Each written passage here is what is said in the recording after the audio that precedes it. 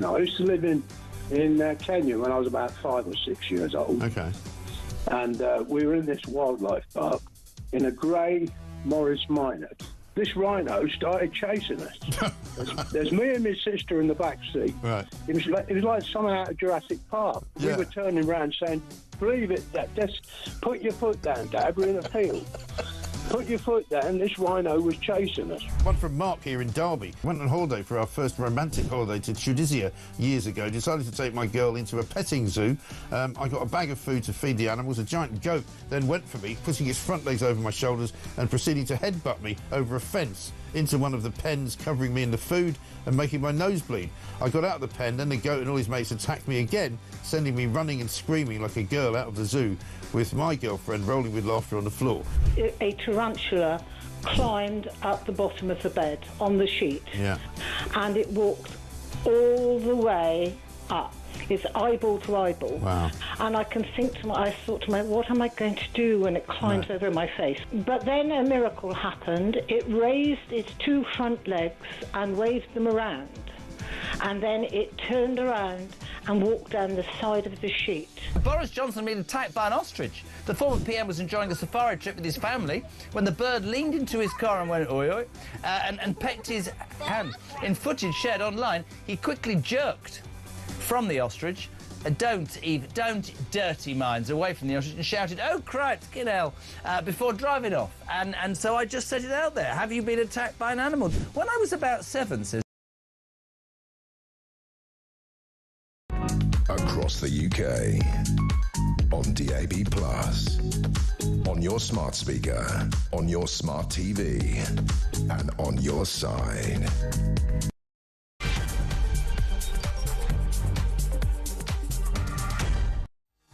Hello and good morning, and well done you if you're up in the wee small hours of this morning. It's not that wee small anymore, it's 6 a.m, but on a weekend, give yourself a pat on the back, and while you're at it, stick the kettle on, because we've got 4 hours to go of news and views and all sorts of delightful things to keep you entertained and informed this morning. This is Alex Phillips sitting in for the inimitable Dr. David Bull, who is cooling his heels somewhere because it is indeed his birthday. Happy birthday to him this weekend. If you want to get in touch with the show at any point today, I'd love to hear from you, because sharing is caring. You should know the number by now if you're a regular. 03444991000. That is charged at your normal network rate. So same amount of money as it is to call your nan. Remember to do that later today. She misses you. You can also send me a WhatsApp on that number, or indeed leave me a voice note on WhatsApp, and I can play them out to the ears of the nation. Keep them clean, please. I want to keep my job. 87222 is the number on text. Now, if you use the old-fashioned SMS option, you have to write the word talk before your messages. That way it pings about that bit of Soviet equipment which is about to crash back down into Earth, wends its way through the stratosphere, pings the masts on top of talk towers, and ends up in this mini little Cape Canaveral in front of me, and I can read them out. And we're on X at talkTV. Right, let's get on with getting on, shall we? Because there's a lot of interesting and exciting and depressing, as per usual, news this morning. But someone is here to cheer me up. It's Claire Muldoon. Good morning, Claire. Good morning, Alex. How are you? Very well. We had a beautiful vista, didn't we? We had the blinds up, and the sun coming up over the river. Tech Up Dave. Tech Up Dave has put the blinds down. He said it was casting an unflattering light across my face. Tell me, who's got the style and who's got the swagger? That's what I want to know. That's what I want to know as well. Well, clearly we don't Not have heard either that right one now. before. And we are, you know, sitting in sad darkness. In your Cape Canaveral. In my Cape Canaveral, yeah, I know. It's the high-tech operating systems of Well, talk we could be TV. Katy Perry, or who else went up in that shuttle thing? Jeff Bezos' wife. The first time she hasn't had her boobs out, I think. That was the greatest miracle of all. I'm surprised they didn't burst. I know, right? Yeah. So, yeah, with zero gravity, she's probably knocking around all over the place in there. Blimey, what an image. She's a fascinating woman, that one. Well, I first really saw her properly at Trump's inauguration. Yeah, we all saw her properly at Trump's inauguration. I just thought that's just so inappropriate, love. So inappropriate. Yeah, it's It's a look, let's say. Well, you know how Amazon goes from the A to Z. I mean, what for? Yeah, couldn't she not get an outfit on Amazon to like, cover up her decency? But yeah, poor Ryan sitting there going, I haven't made a strap for Jeff Bezos' wife's décolletage. What am I going to do now? But he has made a strap for this next story because one of the leading headlines today is the fact that disgusting monster Axel Ruder Cabana, who frankly should be just sort of locked up with the key thrown away, shouldn't even be alive, has managed to somehow acquire boiling water, hurl it over a prison guard who was screaming with the pain of the attack and had to be sent to hospital. How on earth is this creature, this thing, able to access boiling water and chuck it over a balcony? I think there's something, I mean, notwithstanding that fact as well, but the Manchester bomber, Abadi, he was in HMP Franklin, but then transferred to the same prison, Belmarsh, isn't it? Yeah. Right, where they both are now. And I think there is a security failure within the prison system. I think the Justice Secretary has to look at it. And I'll tell you something else, Alex. One of the issues and one of the other problems that's evidenced here through these attacks is the fact that private companies must not and cannot run prisons for the judiciary. They should be completely under the control of the government. And I think that is a failure of security and a failure of checks and balances. Now, I don't know for sure if Belmarsh is run by a private company like whatever they are, but I know that some of them that are, they lobby because they make money, of course they do. Of course they do. They're a private company, so therefore they will make money having more people in cells, and that's how they get the money. So therefore they will be lobbying the government. They will be wanting justices and magistrates to give out more lenient prison terms, so they'll have a high turnover of bodies, basically. I've never even thought of it it's so wrong. It's so wrong. And then we wonder why there's grave depravity within these prisons when they're housing disgusting beings like Axel Rudabakana, and you just wonder why, why was that allowed? Why are they even within the inch of boiling water? Exactly. How is he accessing the boiling water? How is he then walking about outside his cell that he can throw it over the balcony? I mean, when you learn about what this absolute deplorable thing did, this satanic little... there's not even a verb for him. Stuff that hasn't been disclosed publicly, but that, if you know the right people, you get that sort of information. When you actually learn about what he did in those attacks, you think to yourself, how has he got any freedom at all? That man is lucky to even be alive. He's lucky to be kept at His Majesty's pleasure, thanks to the taxpayer. I mean, and when you see that, you would imagine something like that would be sort of in a cell where he's locked up, basically every hour of the day, sort of stale bread put through a hatch.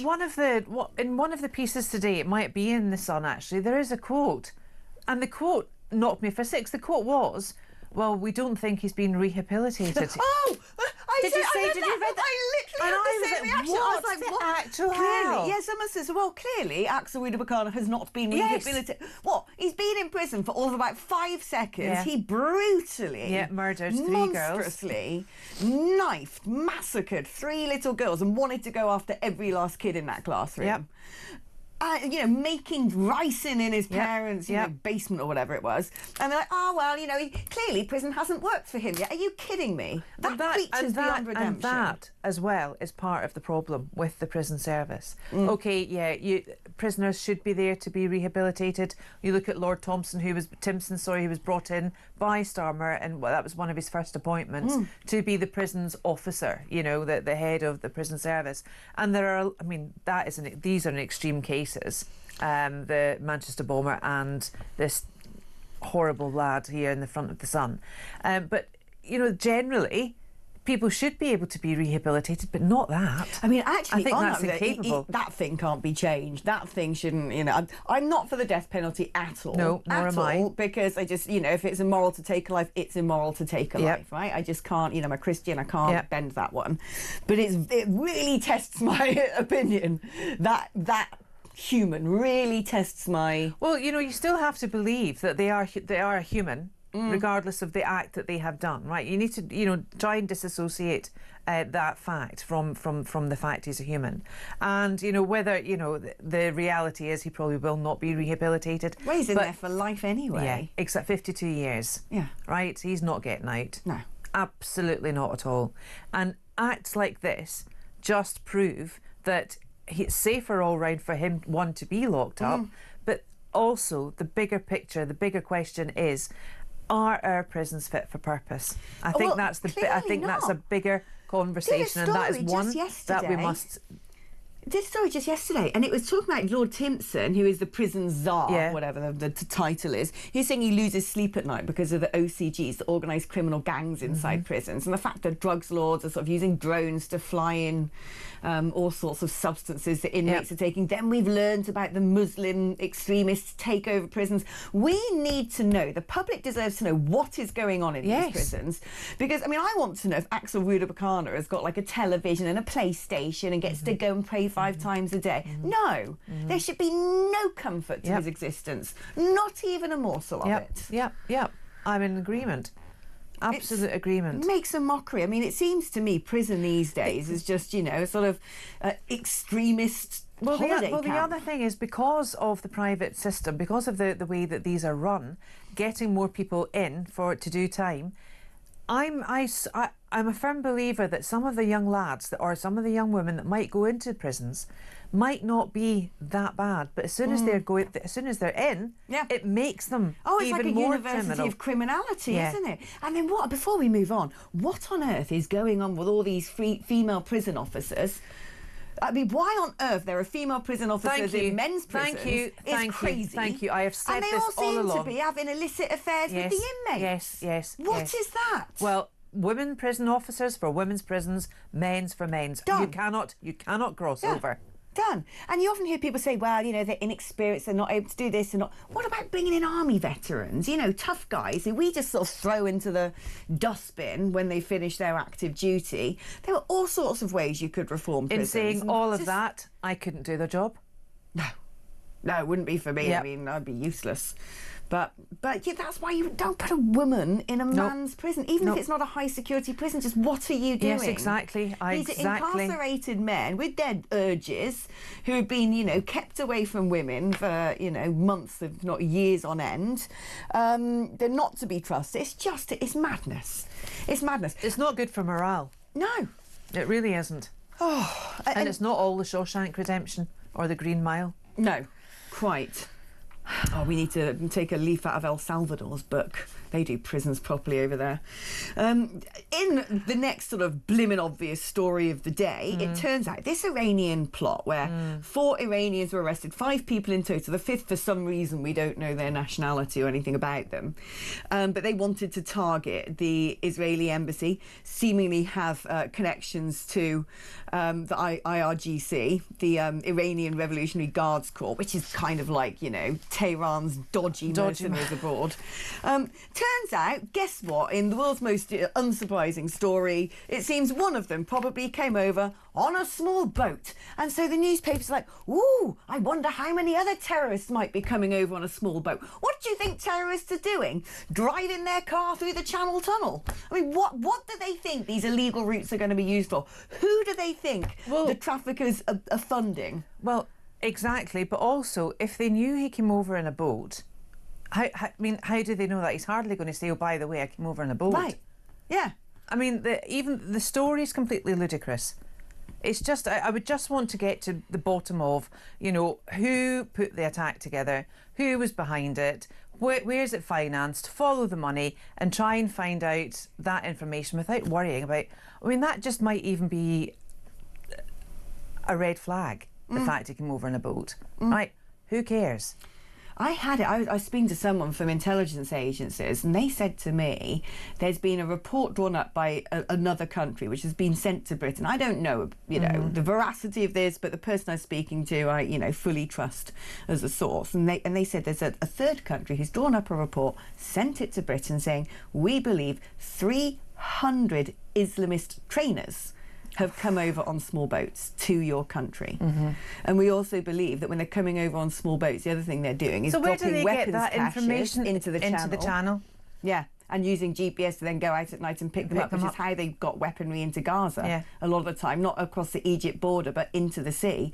And you're there going, this is a national emergency, and we're still handling it. Oh, but they're refugees. We've got to look after them. They come from horrible... Yep, they're breaking into the country. Yeah. And even if just 1 in 100,000 are terrorists, although the number's going to be a lot higher than that, these routes are funding terrorist organisations. Of course they are. Al-Qaeda are loving the profits there. They don't need to sell opium anymore because people trafficking gets them far more money than opium ever did.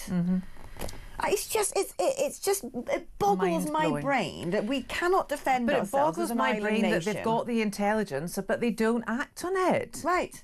What can we do? We can't. Of course you can turn a blimmin' boat around. You know, we managed to fend off the Spanish Armada, and you can't stop a dinghy coming over with all the GPS and the drones and the you know that you can see where they're coming. If you're meeting them halfway and UK Border Force or the RNLI are picking them up, I'm sorry, but at some point we got to upset the French. Who cares? Take those people back to France and say, this has come from your country. Deal with it. Deal with it. Oh, it might cause a diplomatic incident. Who cares? It's only the French. What are they going to do? Start, like, I don't know, firing water cannons at our scallop fishermen? Like, get on. This is a national security breach. Every time some boat breaks into the channel and a load of undocumented men wander onto the shores of the United Kingdom... I don't see many children and women. One of the reasons they're all men is because if you follow the trafficking routes back to their genesis, when they do leave as cohorts of families, the women get plucked off and sold into either domestic servitude, if they're lucky, or sex slavery. If there's a teenager involved, they usually get plucked off for organ harvesting. So, you know, this is why it's important. It doesn't matter if you upset the French. You've got to stop those boats, because what you are enabling downstream is utterly terrifying. It's evil. It's evil. Absolutely evil. And this Lily over the ECHR, the International Court. What happens if you break international law? Right? Nothing. There's not some sort of international law prison that you go to. People might not. They want to ostracise us. They might not want to trade with us. I've seen Putin's having a good time of selling stuff. Yeah. I mean, I can't make the world make sense to me. It's abysmal, Claire. Oh, it's an awful place at the moment. It really, really is. It's only a matter of time, and we all know this in our heart of hearts. It's a matter of time before the hens come home to roost on all this stuff. Well, and there's not enough room in our prisons either. Yeah. Well, on that cheery note, we're going to take an advert break. Go and get yourself a strong coffee, I'd recommend, because we're going to cheer you up after my wages are paid by various people selling their wares by telling you about projections for legal migration. You can't wait, can you? See you on the other side.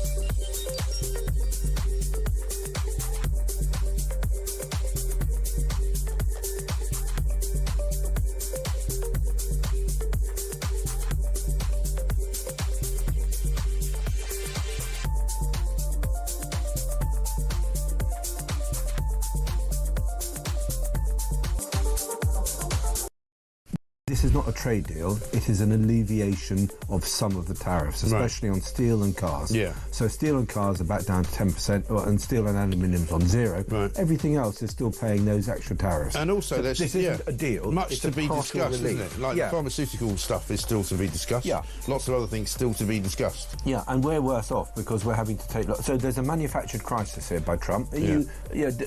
Long-term tactics aside, this is a manufactured crisis for which we've got a partial resumption, and we've given the Americans some stuff in return.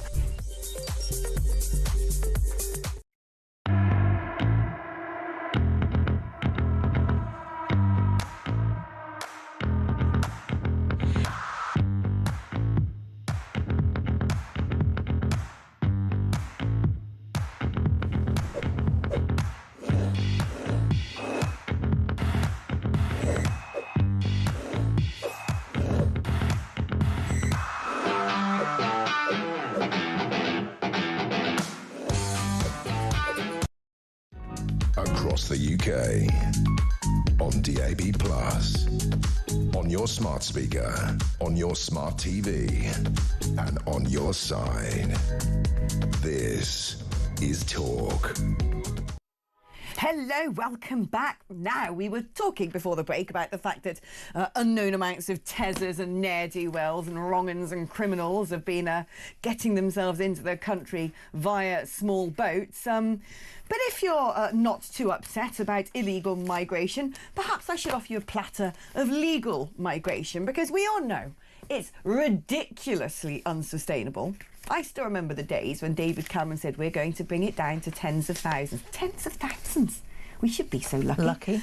Because now the projection was, well, it's probably going to settle at around 340,000. Already too many by a factor of 10, I think you'd agree. But apparently that's now an underestimate, because officials believe that they've been underestimating the amount of people who might leave again, i.e. pretty much nobody apart from all our doctors and nurses who'd rather work in Australia. And that net migration will just settle at around 500,000. Adding 500,000 per year onto our population, this is sick. This is cultural vandalism. This is social engineering. This is sick. Also, it's really the figure is higher because people are staying longer. Yeah, I remember when the OECD group of nations, i.e. the richest nations on earth, came out of league tables for who has the highest number of people who come and settle in their country, and it was us. There's not a table I want to top. The British people are sick to the back teeth of feeling like their own... I don't know what to say without sounding a bit mad and alt-right, but their own civilisation and their so identity. To speak, it just doesn't matter anymore, and it can be gradually eradicated. Alex, and the flip side of that is, if we didn't have identity and culture, would there be a draw for people to come here? So for those on the left that will say, oh, we have to open our doors, we have to have people in, we have to have integration, we have to have migration to underpin our services, our jobs, everything else, well, I'm sorry, that's not the case, because you say that we don't have, or we shouldn't be proud of our nation. Yeah. And yet, the reason people are coming is because we are proud of our nation, and it is a great nation. But most of these people as well are not really contributing to the economy, which is the other lovely little factoid from this particular report, which is they've massively overestimated the contribution to GDP. Oh, you don't say. But it doesn't take a genius to look at Hare Hills. Explain to me what there is a subtle difference in the way GDP is calculated if there's children in the home. Is there? I think there is. I think it actually makes it either larger or smaller. I can't remember, but that's another issue, because you're not getting the true facts and the true figures. And also, can I just say, GDP, who cares? What actually matters is GDP per capita. What matters actually is the individual wealth in this country, not how much the overall economy is making. India's got a massive GDP, and there are still kids like ferreting through rubbish piles. You know, we are getting, as a nation, poorer, scruffier, disconnected, demoralised, disenfranchised, frankly, because we don't have any say over this stuff. talking about disenfranchisation and scruffiness. I was in Glasgow last weekend, and that is just not the place that I grew up in anymore. The shops, the shop fronts, everything was so dour, everything was so dirty. London is so dirty. It really, really is. The graffiti, the homelessness, the smell of weed. I mean, it's so offensive. Yeah. So offensive. I've noticed, so I've been living in West London for 4 years now, and when I first moved to my area, it was a nice area. Yeah. Little independent shops. Yes, it was a sort of, more tasty side of the London borough of Kensington, which is very posh and very nice. But it was nice. It was families. It was the immigrant communities there tended to be Filipinos and some Lebanese. Yeah. But now, they must have opened one of those hotels round the corner, because all I ever see now are weird men loitering around in the doorways of the gambling shops and the bookies, smoking rollies, leering at you as you walk past, following you down the street. And you can tell. You can tell these people are not sort of, from abroad, come here working, because they're not trying to better their lives, and make a difference. They're just on the streets at any time of day and night, looking scruffy, hanging about. And you're like, what? Yeah. What is this? Yeah. It really is scruffy, and I'm sorry, but it goes back to the point of discipline, of being the best person you can be, dressing appropriately, carrying yourself well. It's all about that self-respect. It's all in the little things, Alex. Because when the little things go, then it mushrooms into a big, big mess. I was reading, I think it was in the Mail this morning, when I was sort of sitting up at 3:30 in the morning. I was so classy this morning, Claire. I ordered an Uber Eats full English breakfast to my front door, and I sat with a polystyrene box on my lap in my pyjamas at 3:30 in the morning, jamming eggs and bacon down my face while going through the papers. I was living my best life. I was being British. But I was reading, I think it was in the Mail, an article all about Leicester. And a reporter's gone to Leicester and talking essentially how there's parts of Leicester where basically nobody speaks English. And the levels of deprivation. I think Birmingham now is the very first city that is majority non-white British. Yeah. And when you actually look at some of these neighbourhoods, the people sitting in their, offices in the Palace of Westminster have no idea. Even when it's people's constituencies, they're not going there, and it's probably a pro-Gaza MP anyway who don't care. But when you look at some of these areas, Hare Hills was a prime example. When those riots happened, and it's funny, isn't it? When Hare Hills, that was actual rioting. When that happened and the police sort of sat back and did nothing as they were like setting fire to fridges and destroying police cars, which I think encouraged the rioting that happened just over a week later. But when you had brilliant reporters like Sue Reid, I love Sue Reid, going into Hare Hills afterwards and reporting on the Roma families there who are basically going door to door selling babies and encouraging their prepubescent daughters to go and, be on the game for a tenner a pop. And then you look at people who are like literally sort of roasting sheep on the side of the road and like sort of, this is our country. What are you doing? It's standards, right? The British weren't a British Empire for no reason, right? And it's education, it's integration. But we have known for years and years and years you cannot have either the melting pot or the salad bowl in terms of migration and immigrants into the country, because it doesn't work. And that's why you've had pockets of Little Italy, Chinatown, etc., because the mass melting pot does not work. What I don't understand, I remember speaking to a former Tory cabinet minister about this, saying, why on earth could you not just get the number of people coming into the country under control? Why? Oh, well, the points based said, no, just put a cap on it. You're the government. You get to say, we're going to have 10,000 people this year, that's it, and they're only going to be doctors, done. Like, you get to do that. And this cabinet minister said, but what happens around the cabinet is every single department comes and says, well, we're from DEFRA, we need to have the seasonal workers, otherwise the fruit's going to rot on the trees. Oh, well, we're from the Department for Business, we need to have people in hospitality because the restaurants are not going to have anyone to pull pints.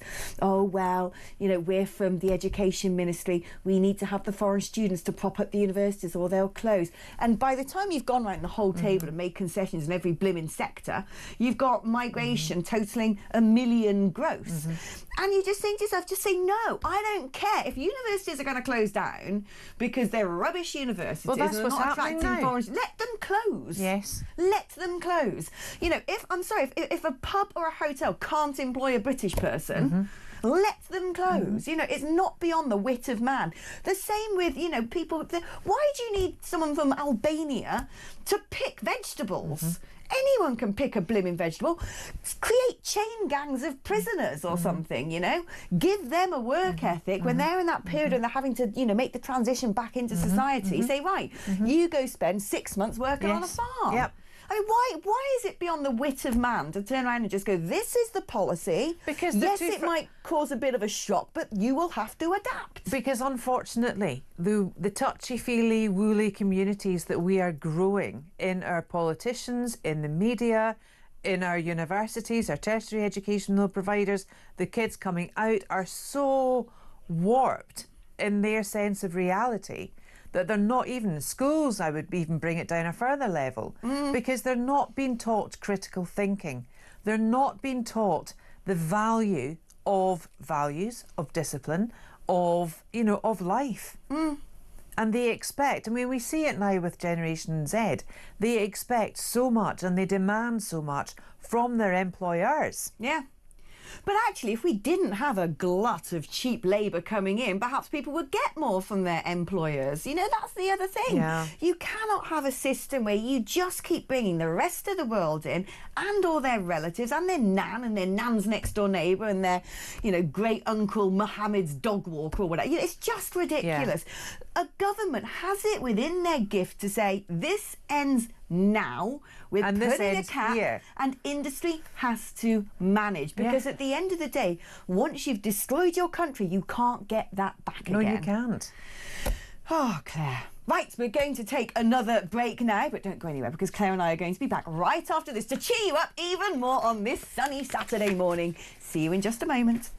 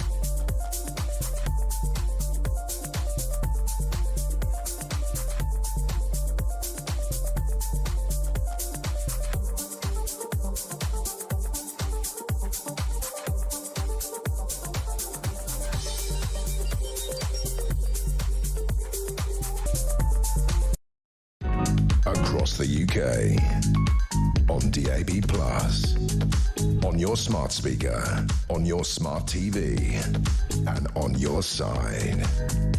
This is Talk. Hello, welcome back. I hope you're comfortable. Are you sitting comfortably?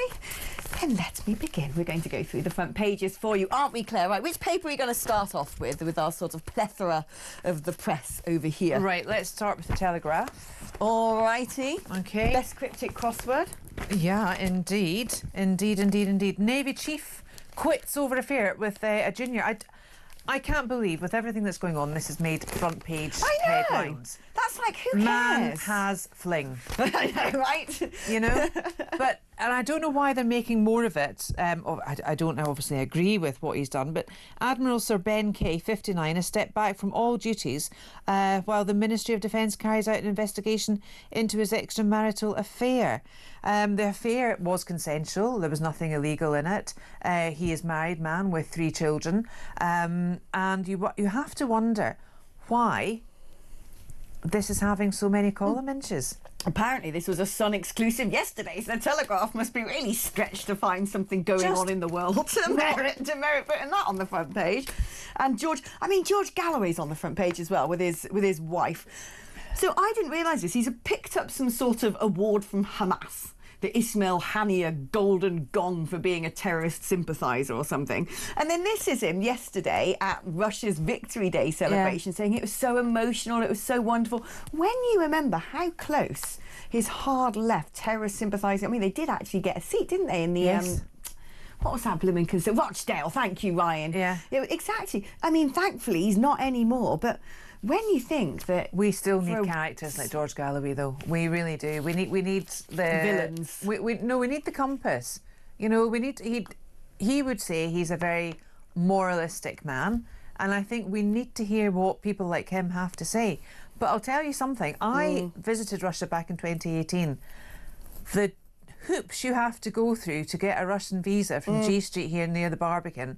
I wonder how he got his so quick. I wonder how he can, you know, get... Well, he was invited to the Victory Day celebration, so he's clearly no stranger to the regime. Stranger danger. But talking about, you know, what was his party called? The Workers' Party or something. It's very hammer and sickle, isn't it?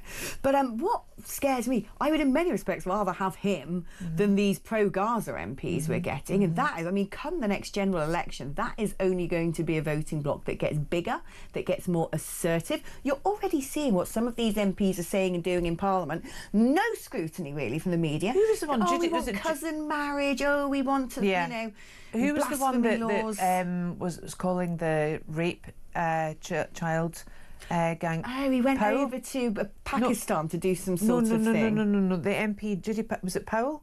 Oh, Lucy Powell. Lucy Powell. Yeah. I mean, she's pandering to the Muslim vote. Disgusting. At the expense.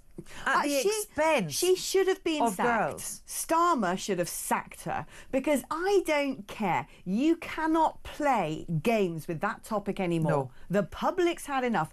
And it's funny when you see these people who have had it their own way for years, you know, and I've never kissed a Tory t-shirt. All these, especially, look, I hate doing down my own sex, but especially middle-class blimmin' women who have had it their own way, who have used essentially the sort of faux moral rectitude to bully and intimidate and sneer at everybody else. Which isn't very be kind, is it? Which isn't very be kind. Funny and that. The general public are now going, do you know what? Your time is up. In about 5 years' time, these people are going to sound so ridiculous. To me, they do anyway. They do already, I agree. They do already. But in about 5 years' time, when we start getting the first inquiries into the horrors of the Tavistock Clinic, all those people who went along with 72 genders, but I always thought it was a bit, I never supported that. So, yeah, you blimmin' did. You did. You supported it by buying your mermaid biscuits from Starbucks. Oh gosh, yeah, well, the advertising. Exactly. It's so, exactly. But you just sit there thinking, all this sick and warped stuff. I think, why do they not get it? Why do they not get it? How do they not see that this is an issue? How do people not see that all these randos coming over on boats are not, you know, poor little, refugees? They're not coming from a war-torn country. Right. And even if they are, why is it our blimmin' responsibility? If Syria wants to turn itself into a basket case, all the neighbouring Arab states should help out. We do have a moral, we do have a moral aspect here to take from those that are genuine asylum seekers, Alex. We can't just have a broad stroke. I'm beginning to think, because the thing is, the conditions of being an asylum seeker, you know, one of the most popular is I'm gay and homosexuality is outlawed in my country. That's 3/4 of the planet. I'm not talking about the boys that are coming over, the young men, because as far as I'm concerned, they should be staying in their countries to fight back against the regimes Women and children I don't have a problem with. But this is the thing. If you're a genuine refugee, it's women and children, the men stay home and fight. You only send your young men across when it's an invasion. Yep. Frankly. Yeah.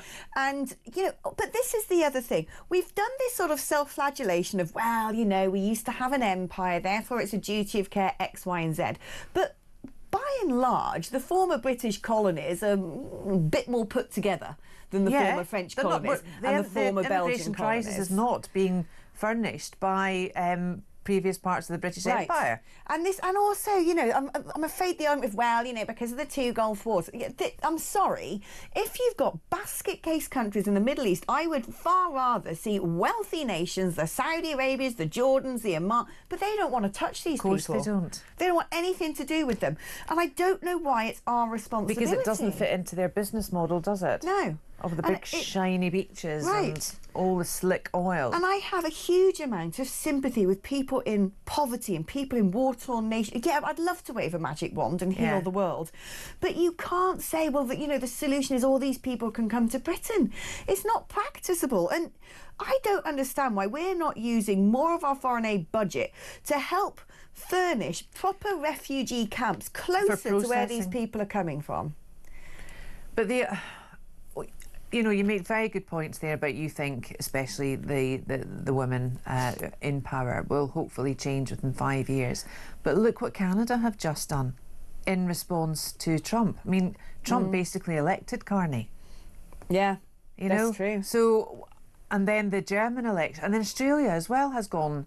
But what's interesting, though, you look at Germany, what is one of the first things Friedrich Merz has done? We're not going to allow any undocumented people to cross. They've brought back border controls after the whole, Schengen acquis, refugees welcome. And Carney's stopped the net zero drive. Exactly. Even Donald Tusk, who is the beloved, you know, head of the European Council in the EU, he said, Poland's not taking any more asylum seekers.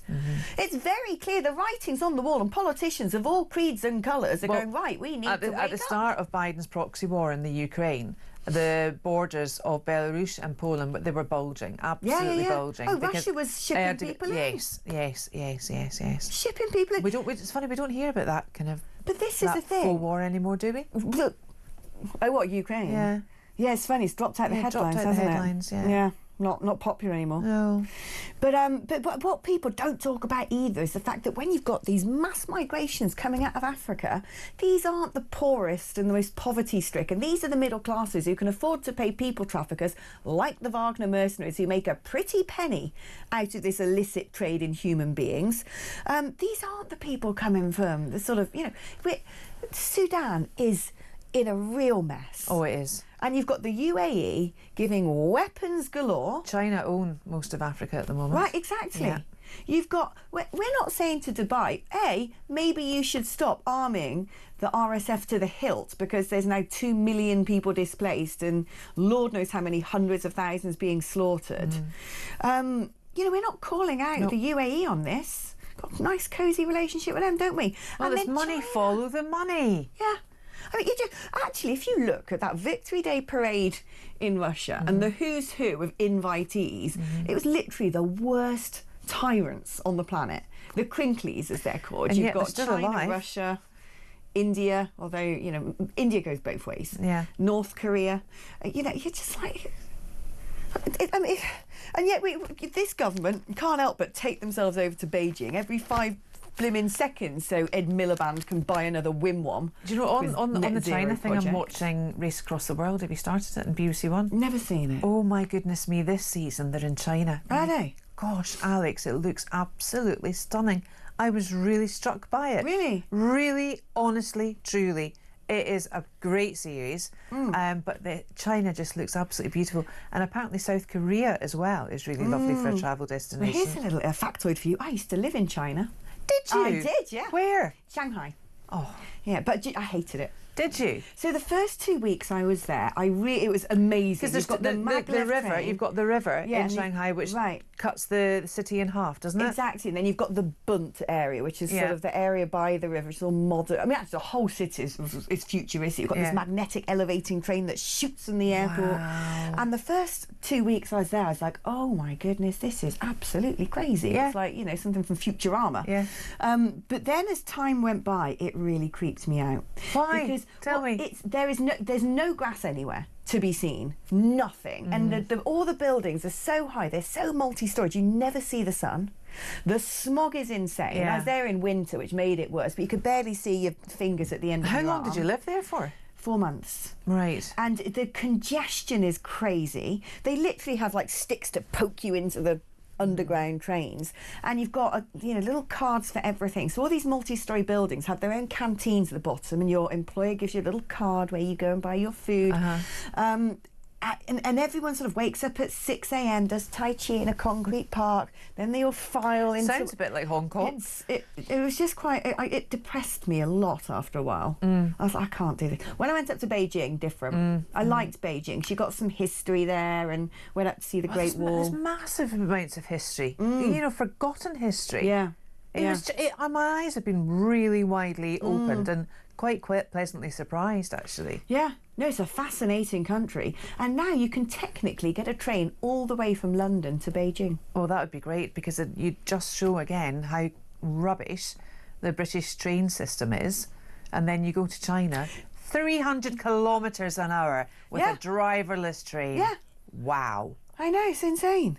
When you see those sort of drone displays and stuff in China, and you realise that they've built their entire high-speed network across the entire expanse of China in half the time that we've been having judicial reviews into bat tunnels. And HS2. Yeah, it's crazy. It's crazy. And you suddenly realise, when you look at especially like the Far East, you suddenly go, oh my gosh, we are living in the last century. We are. Like, what are we? We are. We are the Orient Express. Weird. Yeah, the Neanderthal stroke Cro-Magnon man. Exactly. We're still in caves, Alex. We are. Oh, I wish I did live in a cave sometimes. Right, on that note, we're going to take another short break. Who knows what we're going to be talking about after the break? We don't even know. It just, it just comes out of our mouths, and I hope you're entertained. And if you want to add your voice to the conversation, you can. 03444991000 is the number to dial if you want to be patched through to studio to speak to Claire and I live on air. Tommy is waiting to pick up your call. Make sure you're not too nutso. And if you pass muster, he will let you join us. You can also use that number to send us a WhatsApp message, or indeed leave me a voice note on WhatsApp. 87222 is the number to text. Write the word talk before your message. It's all your normal network rate and all the rest of it. So basically it's free, isn't it? It's included in your packages. Right, on that note, I'm not free. I have to be paid, so adverts have to come. Here they are, and I'll see you after this.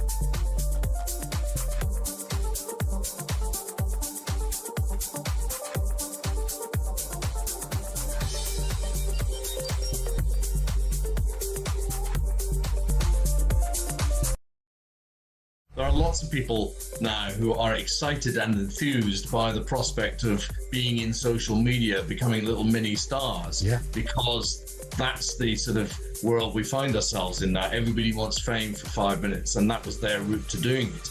And I just hope, actually, the fact that they've been convicted reminds the whole of the nation that no matter how crazy an idea you've got in your head, you need to respect people and the community and the country in which you live.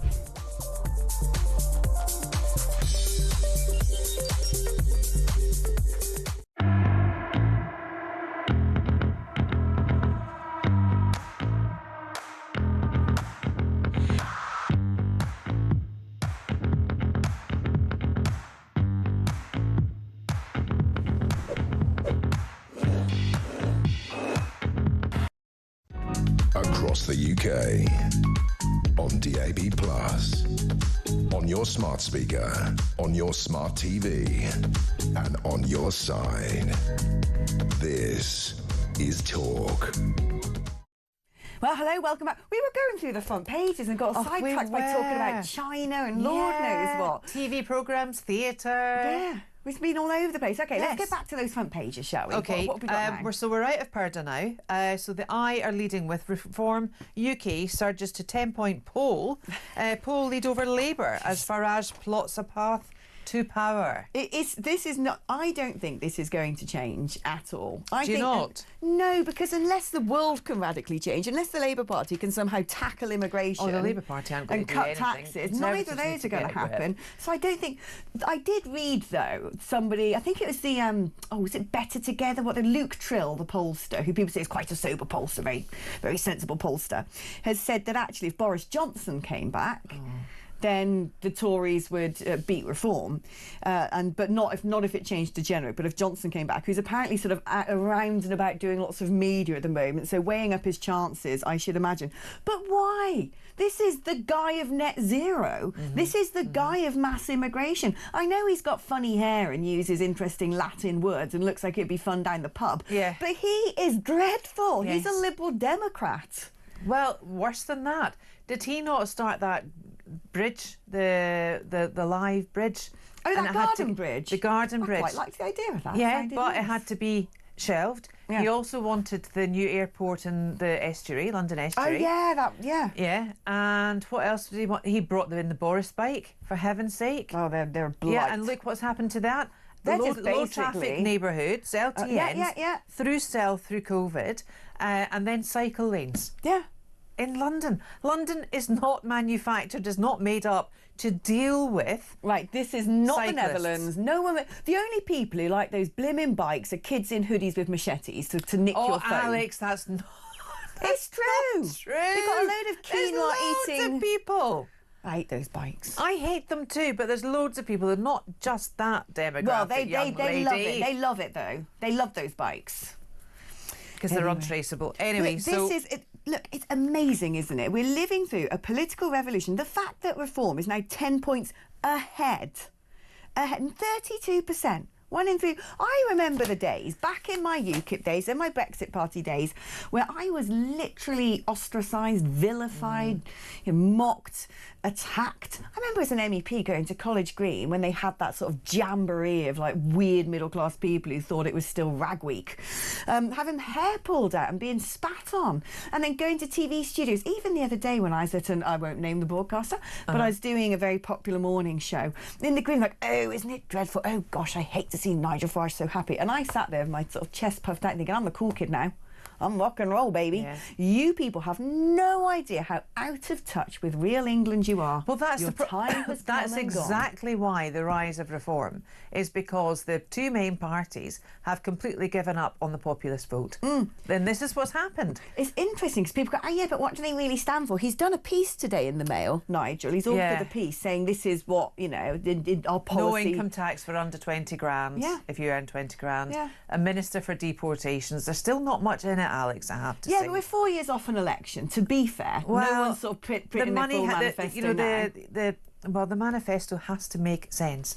And it has to add up, and it has to... We ain't got to squeak out of the Tory party, and frankly, all the stuff the Labour Party doing wasn't even in their manifesto. It was the opposite. Do you know what I read this morning? That farm tax, right, that Rachel Inheritance from accounting tax, Apparently, every year, the civil servants have said to the Department of Treasury, look, we need to, this is one way to do it, one way to do it. Every other fiscal treasurer in the country has said, no, we're not doing that, not doing that. Not. Rachel Reeves, yeah, okay, great idea, we'll do it. But this is the thing. So when you speak to people who've served in government, they say that actually most cabinet ministers haven't got a clue what they're doing. Not got a clue. It's actually the senior civil servant who actually writes their thing, gives it to them. They take their notes into cabinet and go, wow, wow, wow, wow. Yeah. The civil service just have conversations with themselves and are running the country, the unelected civil service. Which are mostly left-leaning as well. Yeah. Politicians are pointless. Well, we saw that in America, didn't we, when Biden was still his president? I mean, that man's basically dead. He was like some taxidermied weird thing. You know, the fact that he was, he was president, nothing to see here, all's well. It's like, I don't think so. Do you know who I think is partly responsible for that and really has to be held responsible for it? His wife. Yeah, it's mad, isn't it? When she's like, come on, love, time for the pipe and slippers. You're nodding off and wetting yourself. Yeah, well, come on. And, you know, just, Jill, what the hell were you doing? That's a complete abdication of responsibility of being a marital wife. Yeah, that's ridiculous. She loved it. But what was so funny is his last act, pardoning basically every member of his family for futurity. It's like, all right, how many fingers in how many pots did your kids have? Hunter Biden. Very, very weird, very corrupt. You know, he looked all sweet and nice, like the Werther's original granddad. I'm like, he's a dodgy character. That fly one. fishing. Yeah. Remember that advert? I do, yeah. It was nice, that, isn't it? I miss the Werther's original advert. Do you know, the other day, my half and I were on YouTube, and we were watching, it's like, on the YouTube, there's a video called An Hour of 90s Adverts. Oh, wow. And that's it. It's just advert after advert after advert. Do you remember that when the Levi brand got together with Bartle Bagel Bartle Haggerty or Hogarty or something, BBH, one of the best ad agencies. Right. They also did Nick Kamen in the laundrette for Levi's, remember? No. But I did have through the grapevine. Yeah, because I used to have a CD of Levi's hits. Well, that was all their number one hits. Great music. Oh my gosh! Then there was the banking advert, Easy Like Sunday Morning, in the kind of like the brick loft house, New York style flat in London. God, the 90s ads. Do you remember Nicole Papa? Nicole Papa? With the Renaults. Yeah. Yeah. Adverts are rubbish now. And the Volkswagen adverts with that model, Paula, whatever her name was, with the fur coat. Oh, I don't remember. And that oh my gosh, they were just so brilliant. Adverts were great. Where did jingles go? We don't have jingles anymore. Have you noticed this? Adverts, Dave does brilliant jingles. Tech Up does. I bet Tech Up right now is looking up adverts. Actually, you're allowed to do that. That'd be like make sure it's a dead brand that doesn't exist anymore, like Lund Poly or something. But you know, adverts used to have all jingles and stuff and used to represent Britain. Now you turn on, you know, in between programmes on television, you're like, what's this the advertising campaign for? Namibia? Like, you just there's nothing identifiable in an advert now. They're so generic, they're so homogenised, they're so sanitised. They're so diverse. They're diverse to a level that you're like, are there white people in Britain anymore? Well, it doesn't stop seeing it through that lens. I mean, you just take the fact that the adverts now, they could be advertising anything. You have to actually sit there and, that's what it is. Yeah, what is this? And then when you can't fast forward. We weren't expecting to talk about adverts, were we? No. But, there you go. So basically, 13 points clear the Conservatives reform. Like I said, I don't think things are going to change anytime soon. I think the public are suddenly going to go, we forgive the Tories and Labour. If we go north of the border as well, I think the SNP are starting to get a bit riled with reform. I reckon reform are going to win the Senedd elections next year. I think they will. And that'll mean that the reform might have the very first non-Labour First Minister of Wales. Can you imagine? No. We live in crazy times, Claire. Exciting times, I personally think. What's in the Guardian?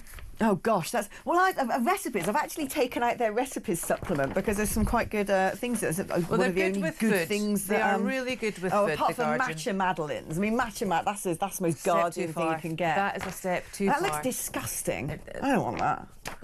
But what is in there? What is on the front page? What is other than their recipes? Revealed PM's ambitious plan for strong EU ties. I mean, that's in other surprise news. Yeah, you know, illuminate dark nights of the world, says Leo the 14th. Of course, we've had a new pope. No, it's ridiculous. But he can't.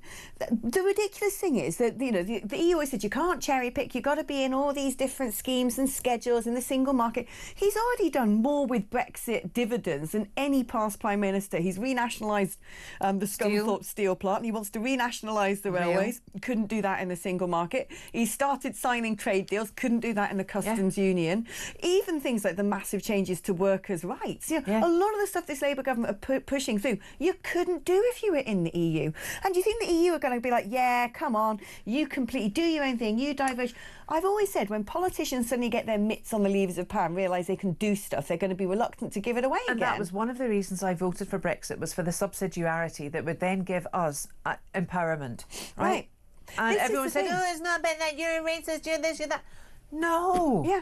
Not. And when Remainers go, all. well, you see this Indian trade deal? Oh, yeah, they're having, this is because of Brexit. It's like, no, it's because of the man who wrote the trade deal. Yeah. Brexit gave you the opportunity to have a trade deal. Now, whether or not it's a good one, that's down to the person who signed on the dotted line. And that is what's important. And it was in the pipeline for 3 years, so it's not just the Labour government that did it. Although Kemi Badenoch did come out and say, I wouldn't have signed it.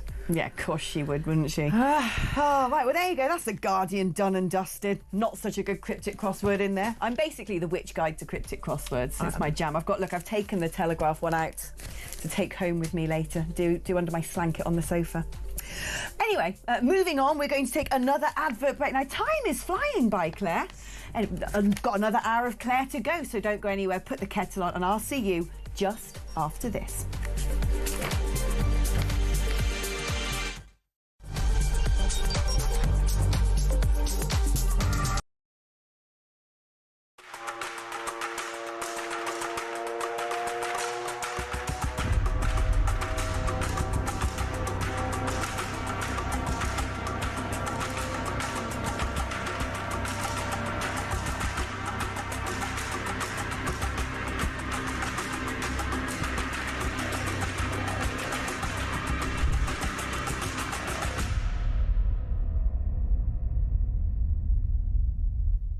You said you don't like Polish people and you don't trust them. That's not what I said.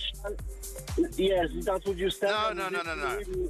You must have misheard me. I like Polish people a lot.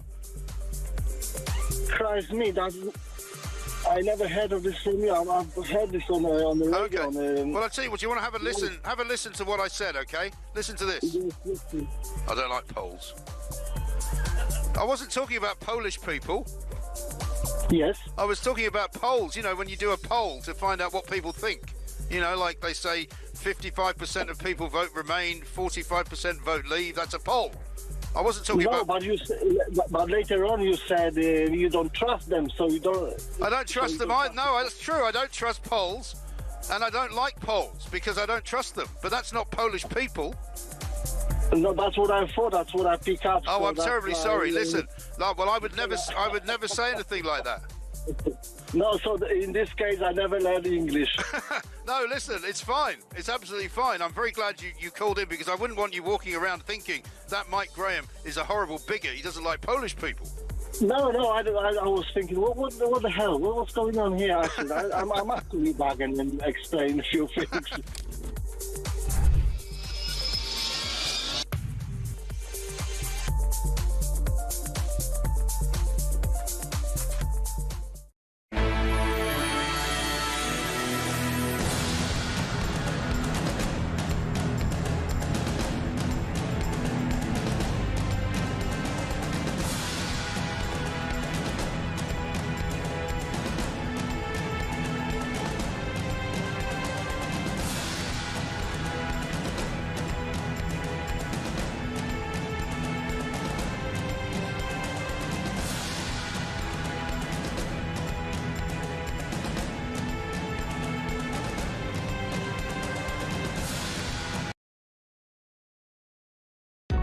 Across the UK, on DAB+, on your smart speaker, on your smart TV, and on your side. This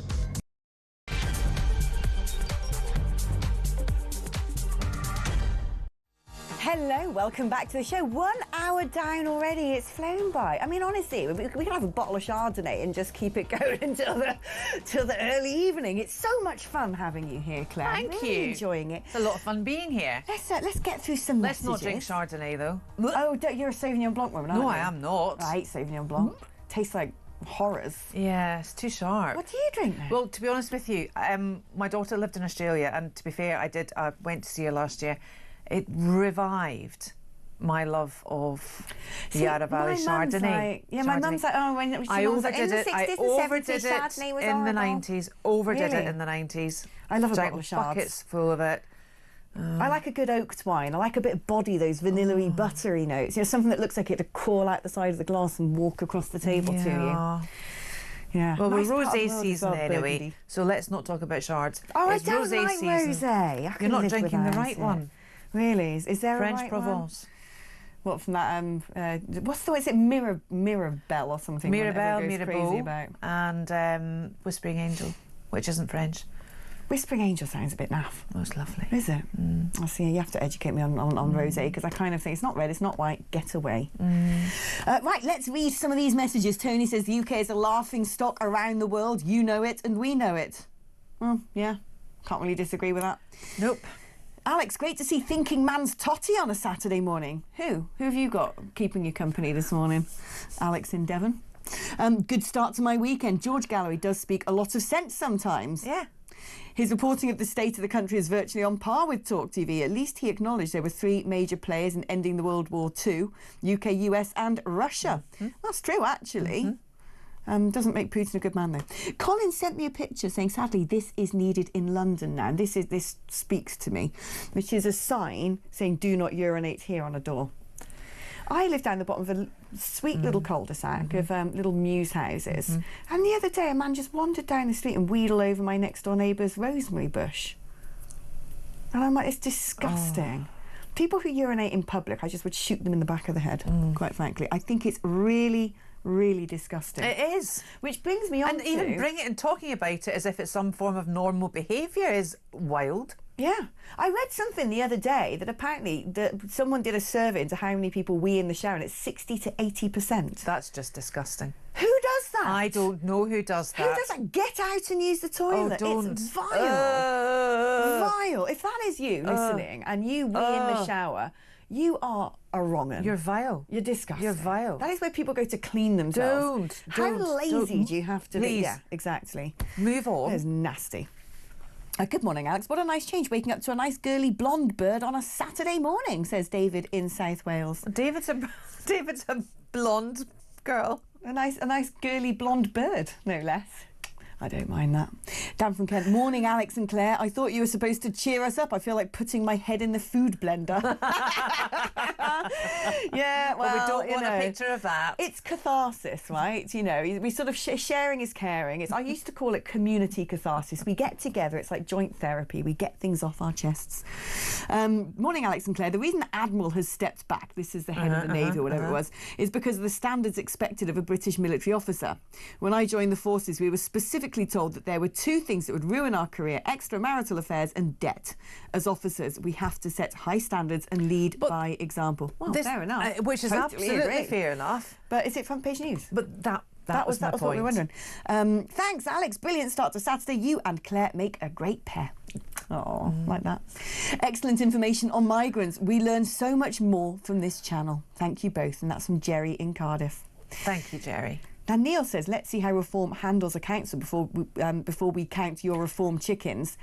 What's interesting about this is no one's ever cared about local councils or how they're run before. If only the media had looked into the corruption up and down the country. Like Birmingham, for local authorities going bankrupt. Yeah, but no one's cared. No one ever scrutinises local councils. But now Reform's got councillors. It's like, well, we better see what they're up to. When we were talking about this, I actually was hoping to bring this on because as councillors at local authority level, they will then hopefully, well, we all hope, from councils come the MPs, and therefore it's really good. And this is back to my point about politicians in this country. They are not living in the real world. No, not only in the real world, but they're not living in their constituencies, are they? Right. Okay, they're not born and bred there. They don't really know what makes things tick. They don't really know what their people who vote for them need at that local level. They don't really care. And that's why local politics is so important. I get the impression that most MPs today don't have any ideology, any political nous, any sort of vision for the country. They're career politicians. No, but it's just celebrity for ugly people. They just want to be an MP. That's it. And then they will change their ideologies, whatever they think the public wants, whatever will keep their seat. They will change with the wind. They don't really have any sort of particular conviction. Shall we speak to Andrew in Hertfordshire? Love to. All right, good morning, Andrew. Good morning. How the devil are you both? I hope you're well. Say again, darling.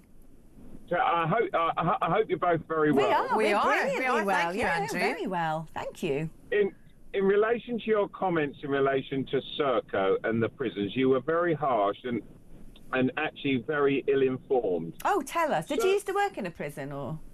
I had a very strong connection to them.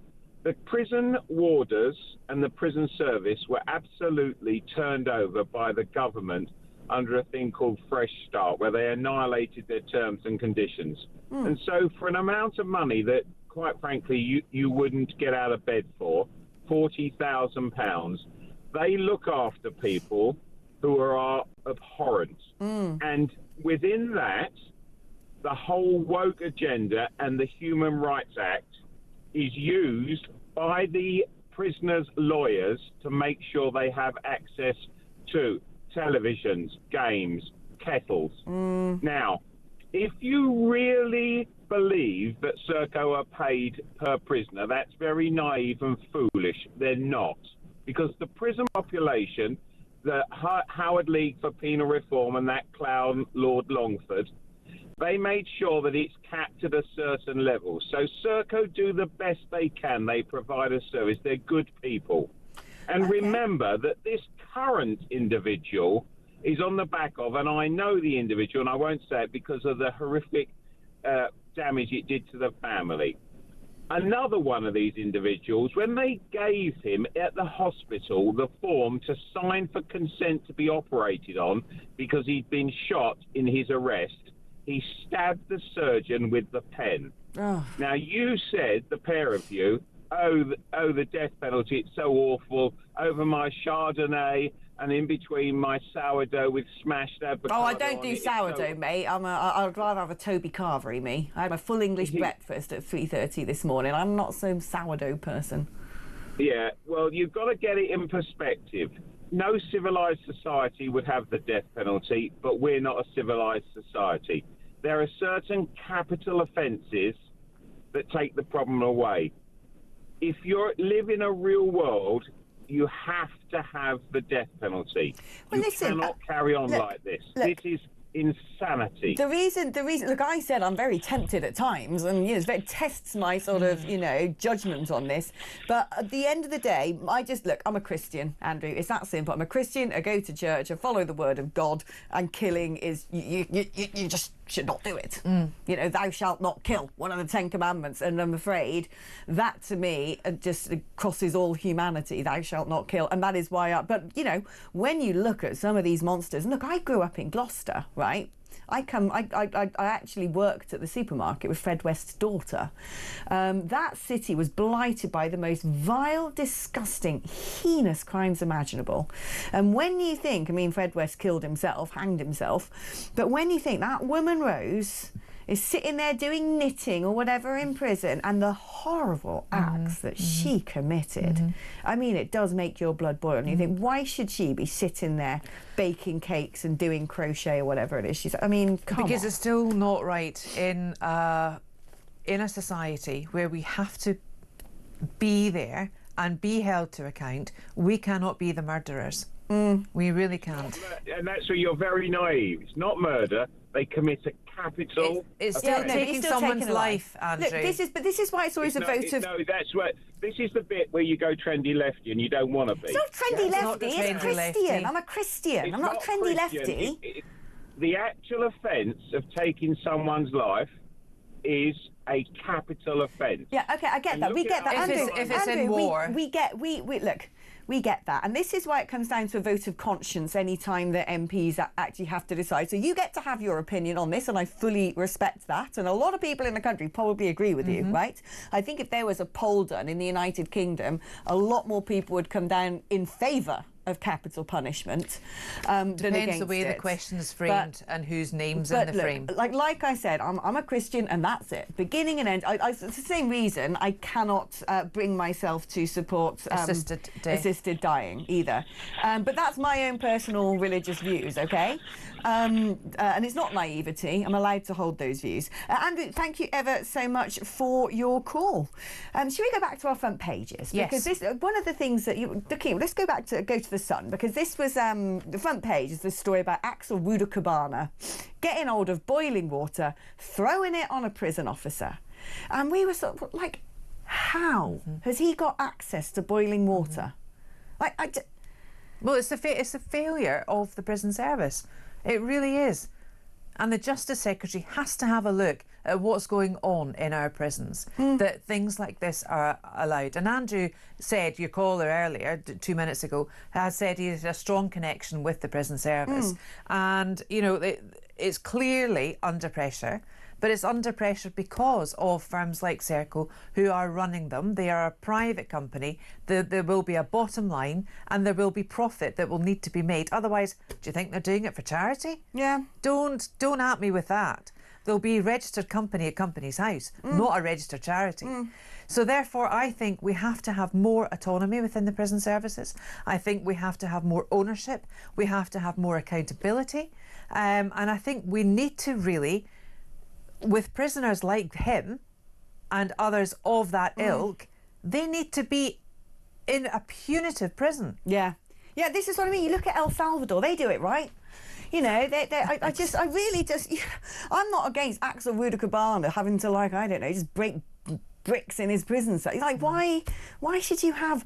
And Andrew did bring up an important point, which is it's the lefty lawyers who represent the prisoners who say, oh, you know, it's against their human rights to have, you know, they don't have a PlayStation, don't have a television. Look, there's no lefty lawyer sitting there thinking, oh, I need a case. The case has come to them. But so it's the bringing of the case that's the issue, not the lawyers. But why on earth should a prisoner be able to have a lawyer and say, I need a TV? Who pays for it? We do. That's the problem. We pay both sides, don't we? We pay the lawyer representing the prisoner and the lawyer representing the government. And yet, the law is there. We should have thresholds to underpin to help people who are in serious need, right? You look at the family court system where the legal aid has been pooled. There are women and children in relationships, in subhuman accommodation, and yet there's no legal aid there to help them get a life. There are children being abused by family members.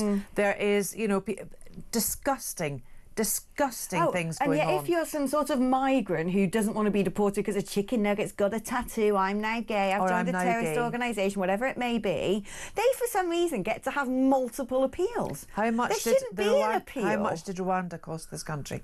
Oh, it's ridiculous. Yeah. It's ridiculous. It should be a case of, sorry, you don't have a right to stay here, done. No appeals. Why do you get people having 4 rolls of the dice? It's a madness. Let's do some voice messages now, because we've got a voice note from Judy. Hello, it's Judy from Altos, West Yorkshire. I can remember a few years ago, I don't know whether it were ISIS or Hezbollah, told the West that they were going to send their soldiers over, posing as refugees, etc., etc. And still, Angela Merkel opened the doors, come one, come all, and every other country in the West has done this.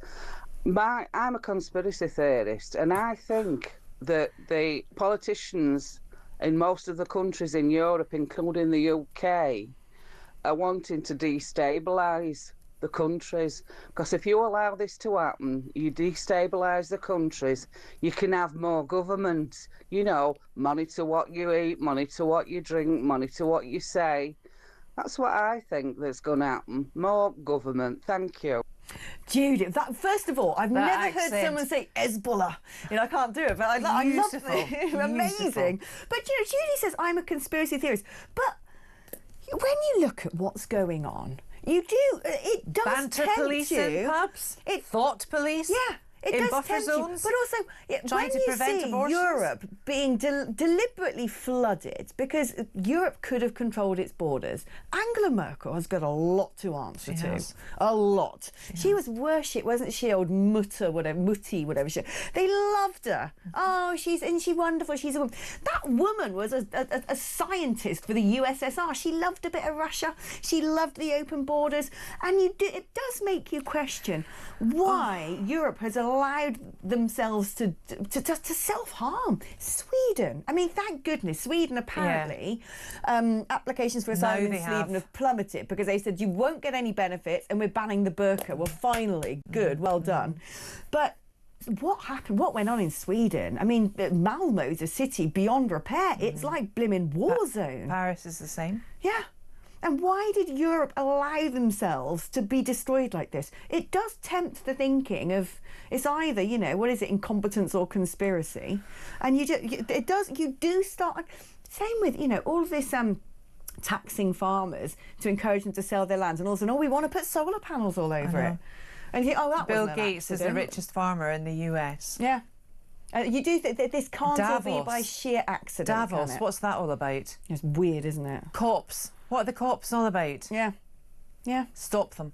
Yeah. Stop them right now. So, I agree. Right, let's have another voice note, shall we? This is Tony. Morning, Alex. It's Tony from Nottingham. I think eventually we're going to have to reach the point where we realise that these aren't just prisoners in a lot of cases that we're sort of trying to look after. They are enemy combatants and need to be sort of treated as such, because as time moves on, we're going to fill our prisons more and more with people like this, and it's not fair to have ordinary prison guards looking after them. Thanks. Yeah, do you know, he makes a very, very good point. Mm-hmm. And one that you brought up, bringing the, you know, big, buff, strong, army-clad SAS people to run the prisons. We don't need to be going around being, all right, mate, to prisoners. Are you all right? Do you want a PlayStation? Drag them by chains, chuck them in the... I don't care.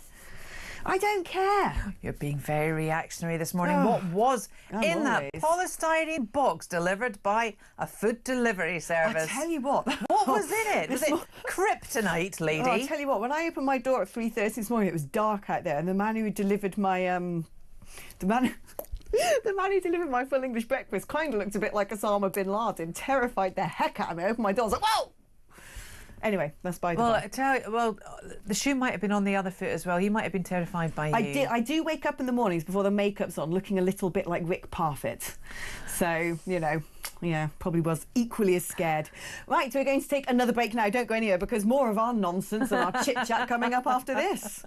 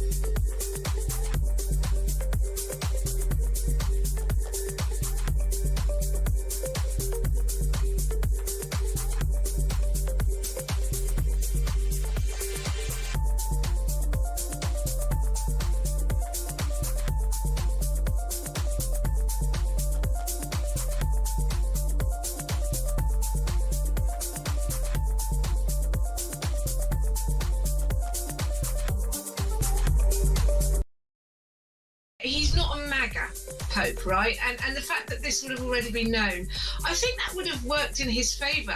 So they would have thought, this is a good, and of course I'm assuming, I don't know what the cardinals are thinking, but they would have thought this is a good foil for Donald Trump. We aren't going to get a MAGA Pope. But the fact that he was elected very quickly, or relatively quickly, I think shows that he also had managed to garner support from the Conservative faction as well.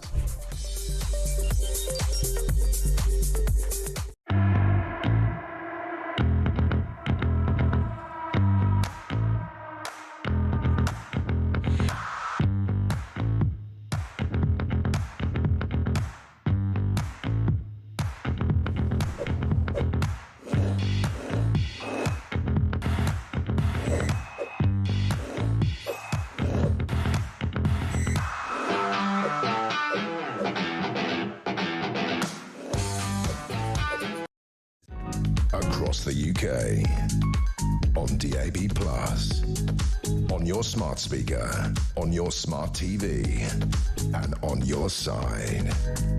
This is Talk. Hello, welcome back. We're continuing with our front pages as we sort of creep through the papers at a glacial pace. We've decided the Daily Mail's not worth it because it's the same thing, that naval officer who's had a fling. Apparently, though, he is the first chief to face a misconduct probe in 500 years. Yeah.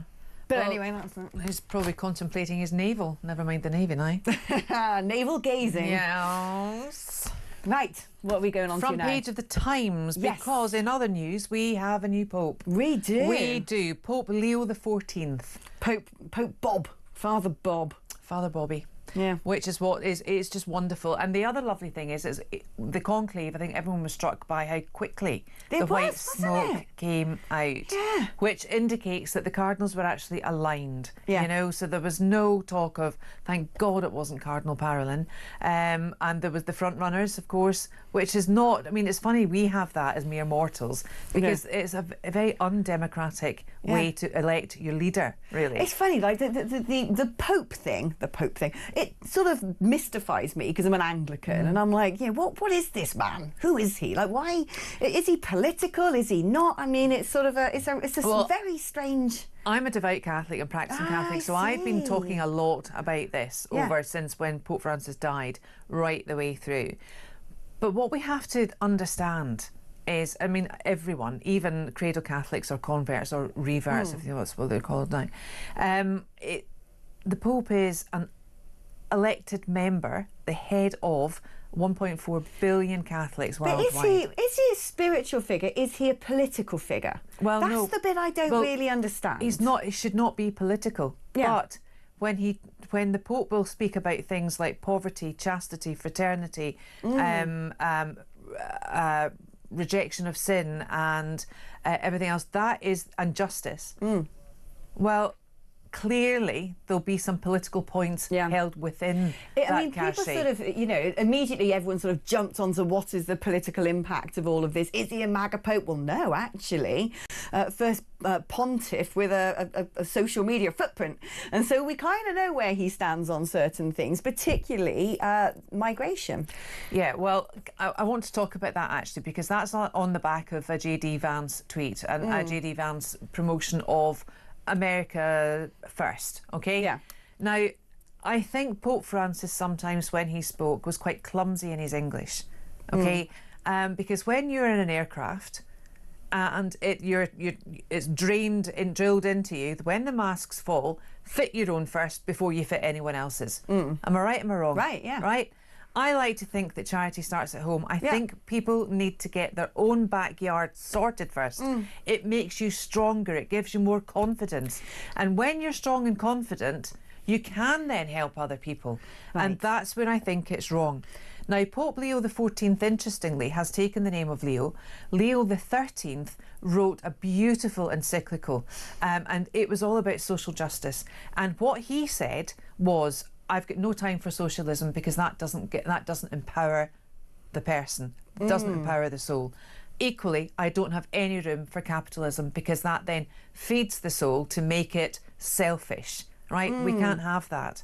So in the sense of justice, you have to be there for yourself, but you have to be strong first. But this is the thing, he has waded into the migrant debate. Francis was very sort of pro-migration, all these sort of young men coming over on boats from Tunisia.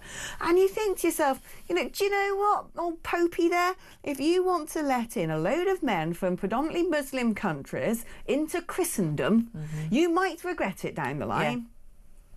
And it's that simple. That is on the back of the Catholic teaching that no man's an island and nothing is there for themselves. But, we really need to deal with the faith that we're living in the moment and the times that we're living in at the moment. And someone actually asked me, well, will this Pope be centrist? Will he be left? Will he be right? And I just simply said, Alex, that there's no left in religion. There's only the right path. Right. And I think that is... And also, to be fair, what did Jesus say? Render unto Caesar what is Caesar's. Jesus didn't go about the place commenting on Roman politics. He told people as an individual the morality you should uphold. It's all about looking inside yourself and being a better person, not about, this should be our manifesto. Yeah. Exactly. So, there you go, old Popey. But no, it was a very, very quick decision. And, a quick conclave, 3 votes, and we had the white smoke. He looked quite... It really touched me. I was sitting in Wetherspoons at the time when the smoke Can you changed stop drinking Chardonnay, eating full English and drinking in Wetherspoons, please, young lady? Can I just say, I'm a trashy woman. Old Andrew earlier thought I was, hoity-toity. No, mate. Right, anyway, carry on. What were we saying? I was sitting in Wetherspoons having my gammon and egg when the smoke changed, and I was like, I've got to watch. Wanting to see who emerged from the balcony, because to be honest, I wanted Turkson from Ghana. Not that I'm a Catholic or any skin in the game, but I just want to me, Africa is such the seat of Christianity now that it'd be nice to see it represented. They sort of keep the sort of small c conservative traditions alive. But then the spirit goes where the spirit is most needed. And perhaps actually America is the nation that slipped the furthest away from Judeo-Christian values, with the identity politics, with hypersexualization, with capitalism on steroids. Perhaps it is the country in the world that probably does need rescuing the most. But anyway, I was watching it, and when he appeared on the balcony, I was like, oh, he's not black, was my first reaction. But then watching his face, you could see him swallowing over and over again. And I thought, he's bloody emotional. And it really touched my heart. It was a beautiful, poignant moment. But also, what I noticed, quite remarkably actually, the cardinals on the other side of the Legio where the Pope came out on, my goodness me, those cardinals looked relieved, and I'm sure, without profanity, they were thinking, thank God it's not me. Yeah, I was reading someone's report today. Was it the Archbishop of Westminster or something like that? I can't remember who it was. Vincent Nichols. I don't know if it's his report, but saying that when in conclave, they looked over to Rob, as he's sort of known amongst them, and when he suddenly realised, gosh, it's going to be me, apparently just had his head in his hands. The enormity of what that represents. And so, I'm not a Catholic, but, I pray for that he's going to be a brilliant He Pope. will be, I'm sure he will be. Only time will tell. But fascinating. I'd love to go to the Vatican. Fascinating. Oh, it is. You must go. It's beautiful. I'd love to go. Beautiful. I'll make my way there. I've never even been. One point, the head of a church. No other church has a head like that. Jews don't have a head. It's all local level. Do we have anyone right Muslims? now in the Church of England since Welby? Well, you wouldn't know what's going on. We've got the King, actually. Well done, Tech Up. He is the head of the church, isn't he? Oh, sorry, Tommy.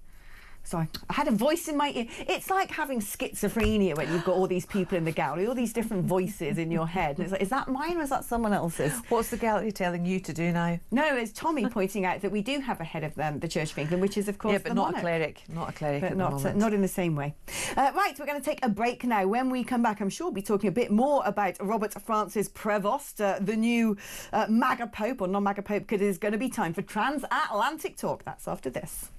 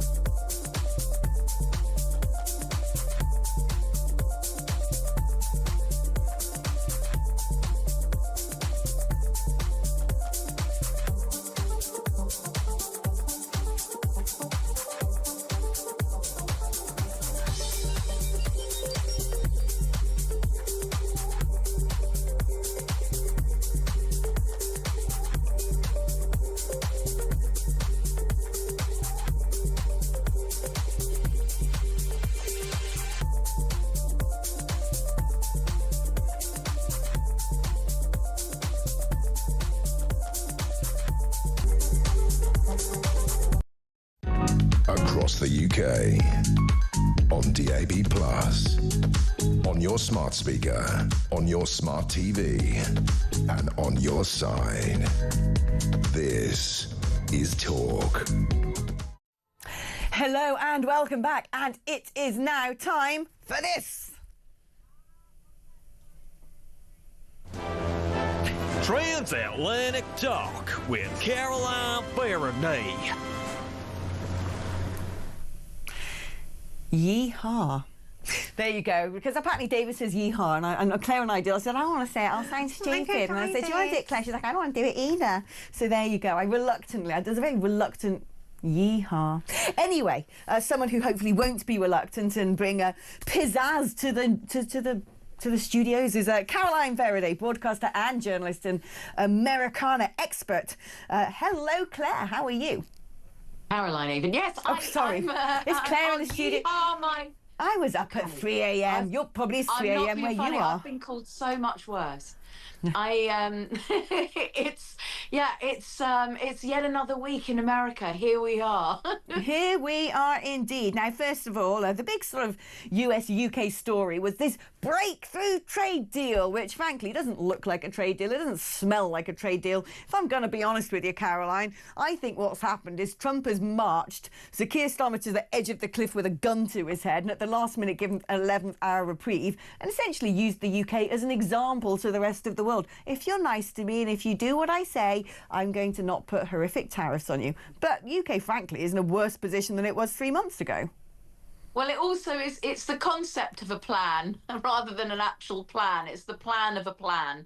So they're setting out what the plan is, but there isn't actually a deal. And I think as we've realised with Donald Trump during his, where are we now, May, 5 months of his presidency, he changes his mind quite a lot 1 minute and the next minute. So we'll see what actually happens. But yes, they announced the plan of a deal between the UK. And you're right, you know, Donald Trump is keen to have a victory.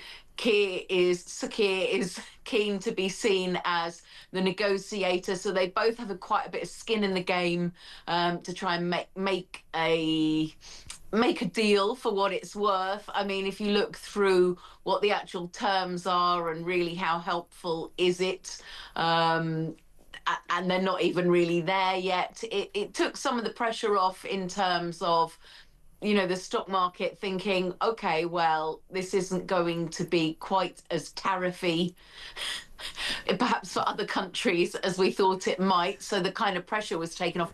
But honestly, in terms of US trade, I think the UK is something like 3% or something of all US trade. So the US has much bigger trading partners. Obviously, China, a lot of businesses completely paralyzed by the situation with China at the moment. And so, you know, but this is where I kind of feel like he's used our mug of a prime minister as a kind of example. But there's Keir Starmer one minute going, I don't like him, he's dangerous, I wouldn't go for dinner with him. It's like, oh, Donald, what? Yeah, oh, here's a ticket, come over and come to a special state ceremony. And I think that he's just whipped him, basically. Starmer wasn't even involved in this. He was at the football match and got a call saying, guess what, the trade deal's been done, you better get to Jaguar Land Rover because he's not going to hemorrhage a load of jobs anymore. And then sort of came through on speakerphone. I think he's used our muppet of a prime minister, like I said, as an example to the rest of the world, saying, I've pushed him around successfully, he's kowtowed to all of my demands, and so now he's not on the brink of economic disaster. And he's looking to the EU going, are you going to follow suit?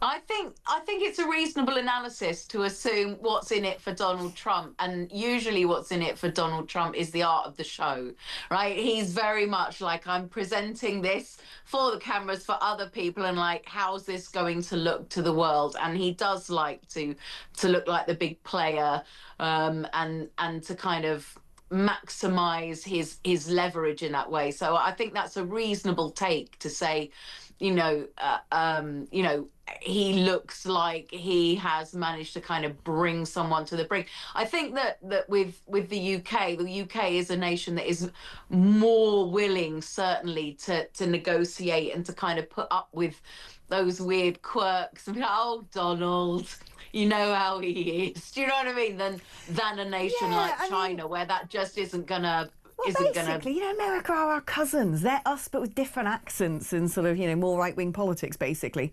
Now, let's talk about the new Pope, the first American Pope. He's not really a MAGA Pope, though, is he? He absolutely is not a MAGA Pope. In fact, there's some tweets that really would suggest he doesn't really see eye to eye with the MAGA movement. Some that criticise things that JD Vance, the Vice President, has said, and you know, messages in support of vaccination during COVID-19, in support of the Black Lives Matter protests, in the aftermath of the killing of George Floyd that you'll remember in 2020. In fact, in that tweet, he said, we need to hear more from leaders of the church to reject racism and seek justice. That was in a tweet from 2020.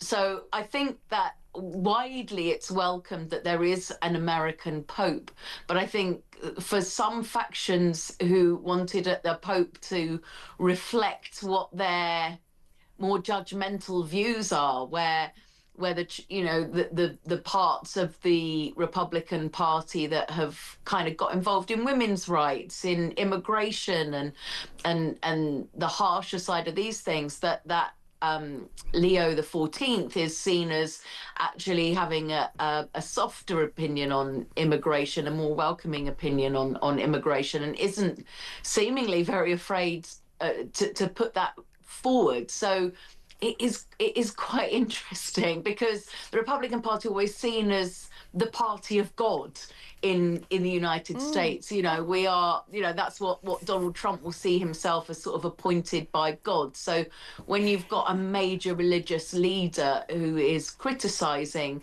some of the things that movement, that MAGA movement, is standing for, you know, that does put them at odds. Yeah, no, it is interesting. Someone, I think it was Charlie Kirk over in America, dragged out his old voting record, and apparently he's always voted Republican. But you kind of, you know, that Christianity and republicanism tends to go hand in hand, I'd imagine, in America. Now, finally, there's an interesting story here about Trump unveiling a plan to modernise their air traffic control system. Explain. It has been really something that's been focused on since, of course, that terrible accident in Washington, D.C.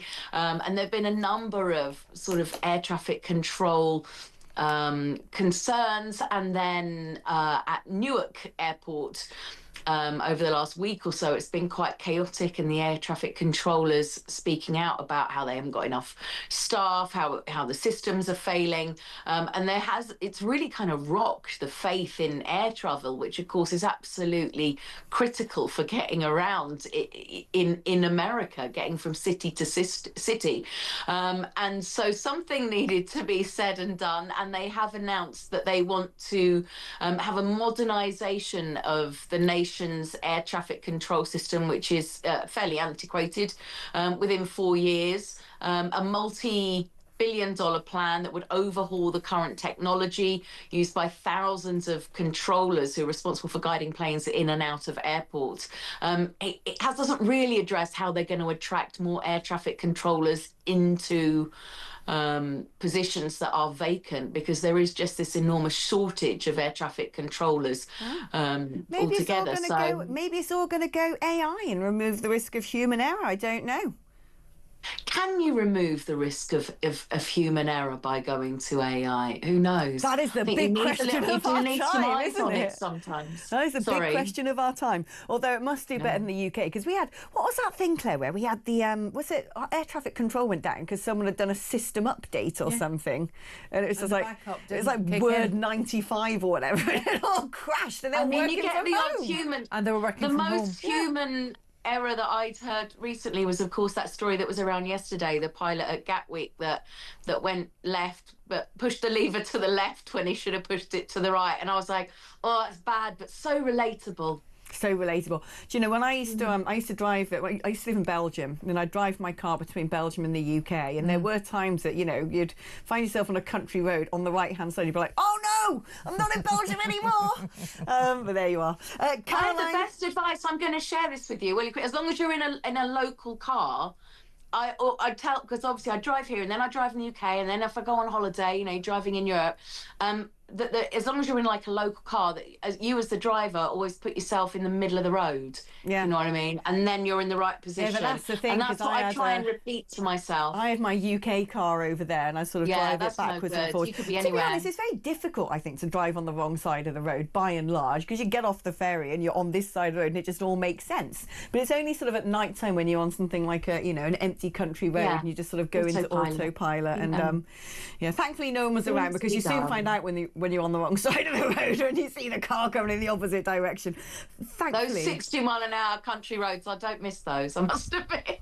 Although when I did my advanced driving test, I know, I did do that. They advise you, I'm a random woman. That's the only reason you're bringing it up. It is. But they advise you on country roads, if you're going round a bend, you do actually have to go to the wrong side of the road to see around it. So, there you are. It's vague and terrifying. Anyway. We've covered all sorts of random stuff today, haven't we? Haven't we? From the Pope to where to drive. Exactly. Caroline, thank you ever so much. And there you go. That was Transatlantic Talk, ladies and gentlemen. We're going to take a short break now. When we come back, it's time for the Sports Roundup with the incredible Nick Ellaby.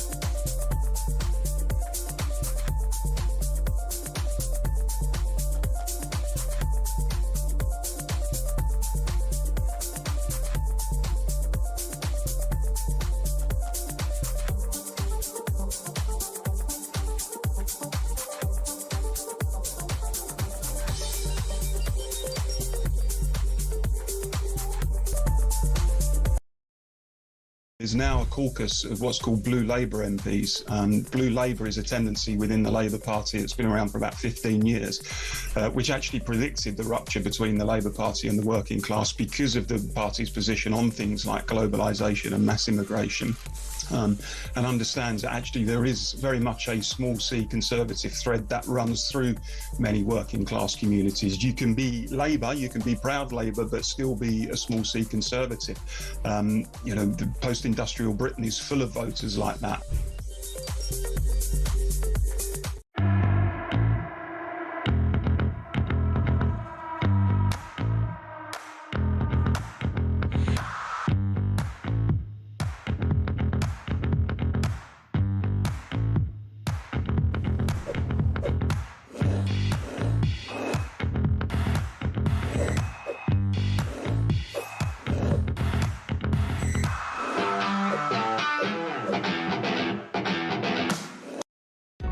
Across the UK, on DAB+, on your smart speaker, on your smart TV, and on your side. This is Talk. Hello, welcome to the show, and the part of the show that I'm going to be totally useless at, because it's sport, and unless it's sport that involves the risk of death or maiming like Formula 1 and rugby, I know nothing about it. But thankfully I'm joined by a man who does. It's Nick Ellaby, looking very sporty yourself. Good morning, thanks very much. I mean, we can talk about the rugby if you want. Obviously we've had that great Lions announcement this week, but the flanker Tom Curry is injured, so just a day after being announced in the squad, he picked up an injury for Sale Sharks. So he might end up not going on the tour. He's being assessed at the moment. But the big story is cricket, really, with what we've seen with the escalating of tensions between India and Pakistan, Pakistan's military saying they hit a number of military sites in India overnight, 5 people killed in that northern region of Jammu, and that's leading to fears of actually a war kicking off between the two countries. The Indian Premier League, which is one of the most sort of the richest sports leagues in the world, the sort of T20 cricket, has now been suspended at least for a week, possibly longer. The Pakistan Super League has been suspended indefinitely. So the ECB, the English board, have said, why don't we host it over here? And they've offered the BCCI, the Indian board, their full support. Discussions I think that'd be quite cool, to be honest, because look, I don't really know much about cricket. One of my besties is Indian and she absolutely loves cricket. Of course she does. And whenever I'm over at her house, she's always got the IPL on, and it's so pacey. And you know, I can't be dealing with the 5-day test match. Like, you have to be sort of a mathematician to follow it. Sure, if you want to get into it, it's a good place to start. Coloured uniforms, lots of big hits, very exciting. I think, it could be done. There is precedent. The IPL has been moved away from India before because of elections in 2014, and I think a few years before that. It has also been staged in the UAE and South Africa. Discussions still to be had. If it happened, it's probably most likely to be in September. That could mess around with the county championship, but I think, as I say, ECB offering in India their full support over this at the moment. I like that. It will upset Pakistan, though, won't it? We'll look after their cricket team, but not their cricket, competition, and not yours. Yeah, I mean, look, India already, they don't let Pakistani players play in the IPL. They use sport as a political weapon. See, I wonder if both sides are doing that in this instance. This isn't about safety and security. This is about drumming up anger from the people. It's stoking anger, really. If you take cricket away from the Indians, then they really get angry, can't they? They love it. It'd be like essentially Sikh someone going, right, we're cancelling the FA Cup. Indians are just obsessed with cricket, so I can imagine this is sort of part of this, might be, using... Well, I don't like sport to be politicised, and it's really not on that it is, being moved like this, and being, sport should transcend everything. And it's a pathway for people to come together and support their teams. Although, perhaps there is sort of, there might be security concerns. Stadiums packed full of people could well be a target. Absolutely. I mean, there's plenty of English players over in IPL and in Pakistan. The guys that were playing in Pakistan have already made arrangements to come home, and the same for the Indian Premier League players as well. So, things are a little bit tense at the moment, and we're just waiting to see exactly how that progresses. Right, well, let's get on with getting on and talking about football next, but women's football. Yeah, so FIFA have had a vote and they've decided to expand the Women's World Cup, just like they've done with the men's, so from 32 teams to 48. I'm not really necessarily in favour of this because I think the 32-team competition is an absolute classic. It's 8 groups of 4, 2 go through, and then you have the knockout competition. Is that the same as the men's? Is that? Yeah, but the men's has been expanded as well already, and now they're talking about the Women's World Cup will be expanded to 48 teams from 2035, which is expected to be hosted here in the UK. There's been no other bidders, so we are the only bidder. no one wants it. Why. Yeah, exactly. It's going to cost us more money than we're going to make, maybe. But actually, I actually think women's football does have a good profile here, thanks to the Lionesses, so perhaps we are a country that can host it and fill stadiums. Yeah, sure. And FIFA is saying, look, the women's game is growing so quickly that actually it's a good idea, and it will also help the smaller nations develop, more nations go into the World Cup. Obviously more money for FIFA as well. But they've also decided to create an Afghanistan women's refugee team as well. So obviously the Taliban. And Gary Lineker will be the manager. No doubt. Yet to be seen who'll manage it. But look, the women's sport is banned in Afghanistan under the Taliban. Cricketers can't play as well. They've got a very good cricket team. The Taliban, so I think in terms of Afghanistan women and their potential to play sport and to do what they want to do, I think this is a good thing. I know, fair enough, especially if lots of women worked in the administration in the sort of, a Western-backed government when we tried to give them democracy, and worked as interpreters. And I've always said those women who were sort of Western educated to now have to dress up like a ghost and not be able to speak is horrific. So if it comes to sort of, having them over here and playing a bit of footy, then why not? Well, why not? Right, Frank Lampard. Tell me. Yeah, so Frank Lampard, former England midfielder, is now manager of Coventry. His team lost the playoff semi-final first leg to Sunderland. They lost at home 2-1, so it means Tuesday night the game's live on talkSPORT. Sunderland will have that advantage. This is to get into the playoff final and then eventually a place in the Premier League, so very, very lucrative. We've got that game on Tuesday evening. You might know Job Bellingham, who is Jude's brother. He plays for Sunderland. Job Bellingham, like the Bible book. Exactly, yeah. Oh, yeah, exactly. cool. So so good news for Sunderland fans who've been away from the Premier League for a long, long time. And today on talkSPORT we've got the League One playoff, Leyton Orient versus Stockport County. We've got Premier League Fulham versus Everton, and also League Two playoff later, Notts County face AFC Wimbledon. That's live on talkSPORT 2 tonight. Well, there you go. My understanding is you've got to run off now and generate some sporting headlines. Back to the day job. Nick, thank you ever so much. Great to have you here. Claire, are you a footy fan? Not really. Not really. I'm more of a... I prefer rugby to watch than football. Don't we all? I mean, they got thighs in that sport. They also can take a tackle.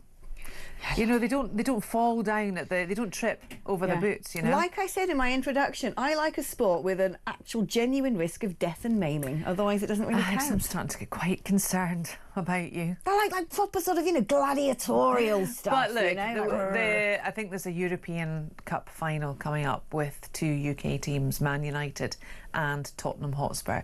And if I were to push myself to support a team, it would be Glasgow Celtic.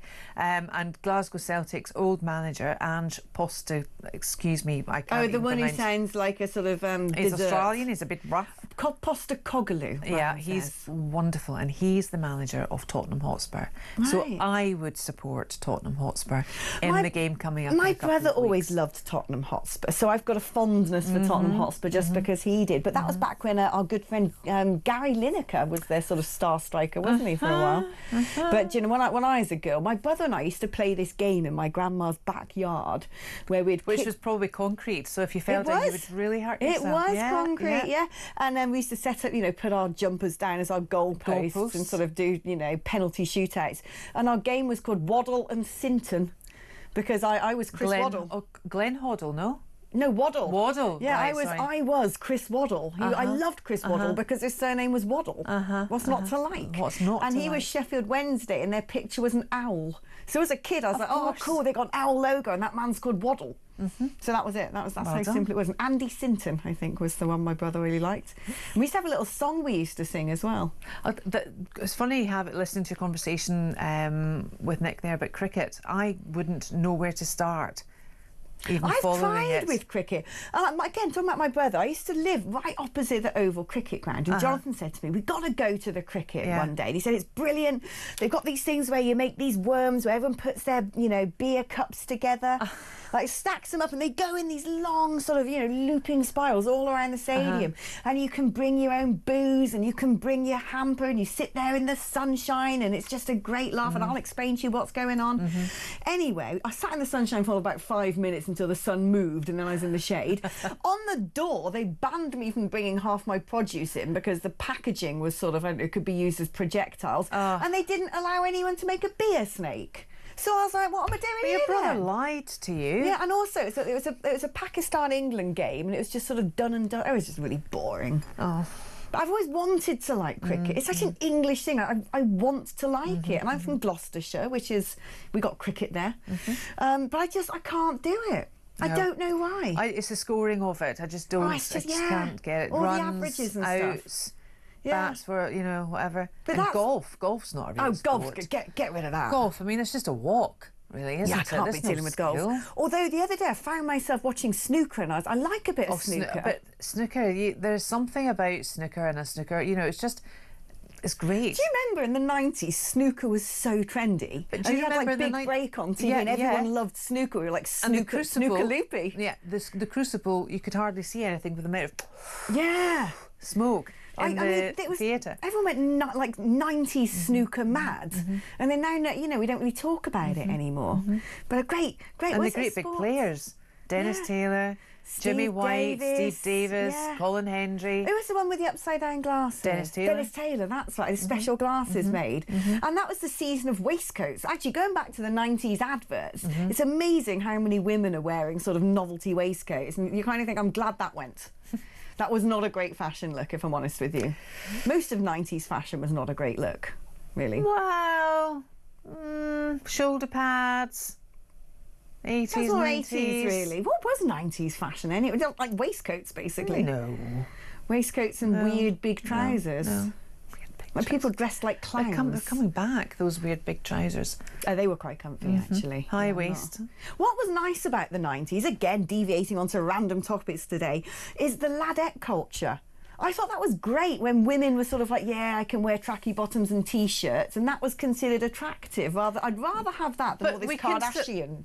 Oh, no, stuff. no. Lips and fit fillers and everything else and Brazilian butt lifts, etc., etc. No, I think we still can have the ladette culture, and I think jeans and T-shirts, I think women's fashion and women's ability to wear fashion is completely changed. I think it has changed from the 80s and 90s. Combat trousers and a little vest, that was all saints, and it was considered the height of sexiness. A lot of young girls still wear that. Yeah, good for them. A lot of them, though, look like blow-up dolls, don't they, unfortunately, because of that ghastly family in America. Grotesque that they are. Oh, gosh.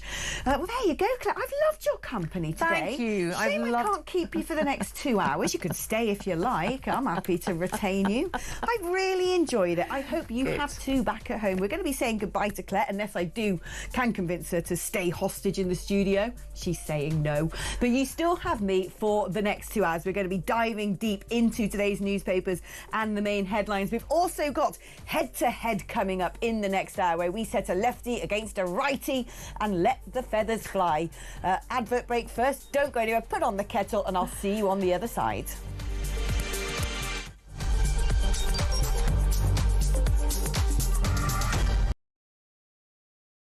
Good evening and welcome to Plank of the Week, the one show where you do not have to be worried about judgmental people because we'll do all the judging for you. Let's just have a look at how Humsley Useless is now spending his time. There goes your career, mate. Over there a bit is over towards where all the migrants come in. He's jumping there. There he goes. He goes over the bar. Hello, and lady. Unfortunately, it catches on his Johnson. If he's Plank of the Week, he's got a sizable plank. That's a whole different show. Plank of the Week, Fridays at 7 on Talk.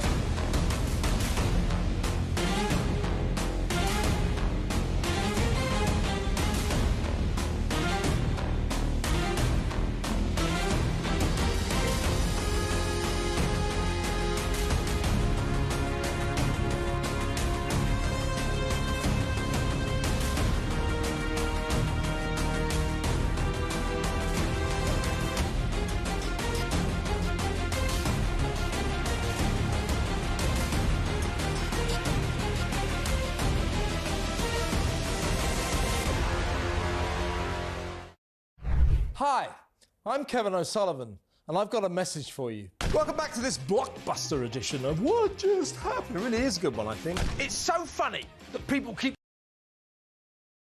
Across the UK, on DAB+, on your smart speaker, on your smart TV, and on your side. This is Talk.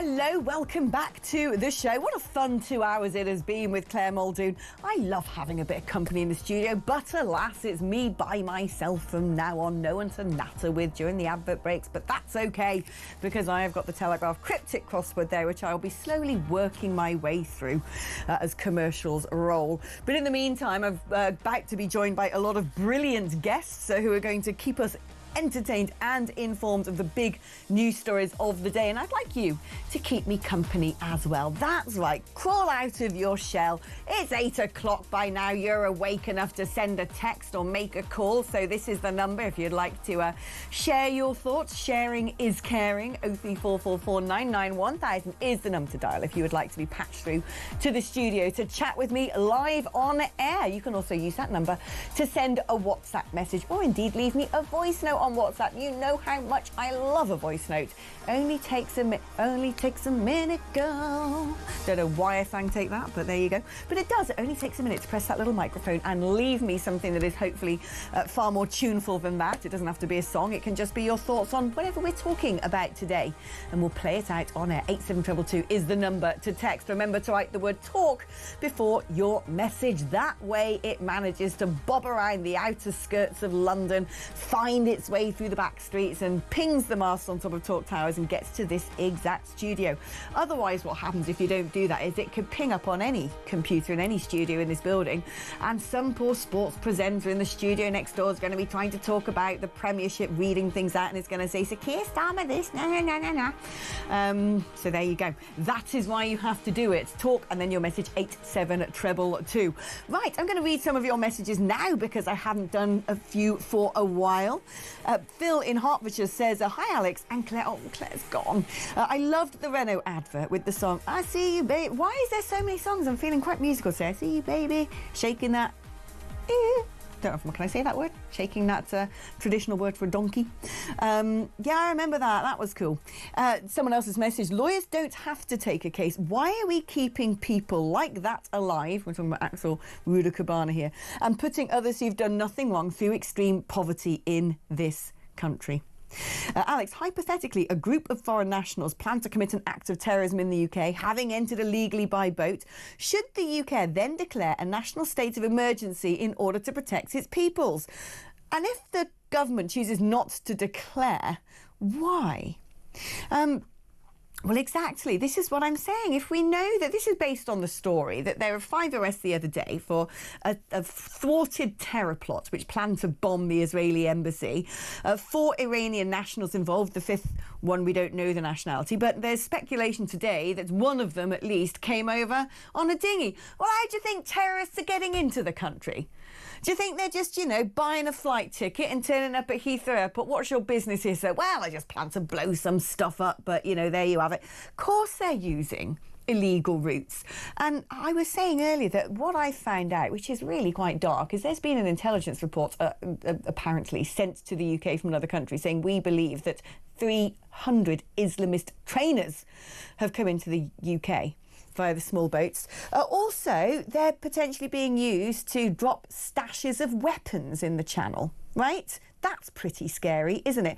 And even if that wasn't so bad, who do you think is making money from the illegal trafficking of people, which now far outstrips the global drugs trade?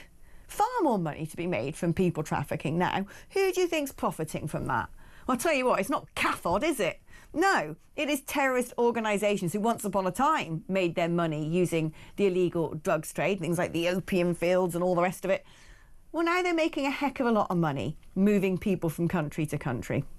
So we do need to take this seriously. It is a national emergency. It is a crisis when you've got people breaking into the country. You've got no idea who they are. Of course, some of these people are going to be ne'er-do-wells. If they're not terrorists, they're probably connected to criminal organisations who then want to use these people to do things like deal drugs and be people who run brothels and, Lord knows what. I mean, the whole thing is a dodgy, illicit business. It is of great risk to the nation. And so I just cannot understand why the national security isn't stated, which means we can contravene some of the more onerous elements of international law as well. And like I said before, what happens when you break international law? I don't know. I actually don't know. Right, let's talk now about this historic trade deal with the United States, which, well, I don't know, to me it doesn't really seem like much of a trade deal. What it seems like is after Donald Trump threatened the UK, along with almost every other country on earth, with really stringent tariffs, which, for instance, might have totaled the UK car industry, he's then at the 11th hour rolled back and sort of reduced them a little bit after, no doubt, much bending and scraping from the UK government. Someone who might be able to explain more, because she is indeed a former UK trade negotiator, is Catherine McBride, OBE. She joins me now. Good morning, Catherine. Good morning, Alex. It's very wonderful to be here. Thanks for putting me on at such an early time on Saturday morning. Well done for getting up and looking so beautiful and resplendent in pink as well. This is my running outfit. I'm going to pretend to get fit after I've spoken to you. Good girl. I love that. Right, so tell me, is this actually a trade deal? Well, it's not a trade deal, okay? This is a bit technical, but the president doesn't have the authority to do a trade deal in the traditional sense, which would mean lowering all of your World Trade Organization registered tariffs. So you have to reduce about at least 97% of them for it to be called a free trade agreement. What they have called this, which I think is a much better name considering it's Trump, is an economic prosperity deal. I'm sure he wanted the word deal in there. So this is a new thing. It's called an EPD, and it's fantastic. And everyone in the Trade Department should be congratulated for getting this done, and they're still working on it. That's the good news. Is that right? Because, you know, Kemi Badenoch came out saying, this is terrible, our Prime Minister's a mug, he sold us up the river. And surely we're now facing, we're not, you know, we don't have as punitive taxes as other countries in the world, but we still have the tariffs, we still have tariffs higher than they were before, don't we? Well, yes, but for years and years and years, the US had much lower tariffs than we did, and we just took it for granted. I mean, right now, they've lowered the tariffs, say, on cars, which is fantastic for our car makers. That's just brilliant. But they didn't lower it to 0 or 2.5%, which they used to have. They've lowered it to 10%. So it's exactly the same as the tariff we put on US cars. And yet listen to UK politicians screaming. You know, they're all saying, oh, Trump will drive the world back to the 1930s. You're going, well, why, if you're so worried about tariffs, why didn't you lower your own tariffs when you had the chance? Yeah. And Kemi Badenoch was the trade minister. She had the power to do this and didn't. You know, so for her to sit there and sort of be upset about this deal and the India deal, I think is appalling. Let's talk about... I want to ask you about agriculture, because farmers, beef farmers especially, I mean, it's always agriculture in the framework, isn't it? Oh, chlorinated chicken. Apparently we're not getting the chlorinated chicken. No. I know your views on that is there's nothing wrong with it anyway. But, you know, is there anything for British beef farmers to be worried about? Or is this actually a massive opportunity? Because people might look at things like Aberdeen Angus steak and think that's a luxury product.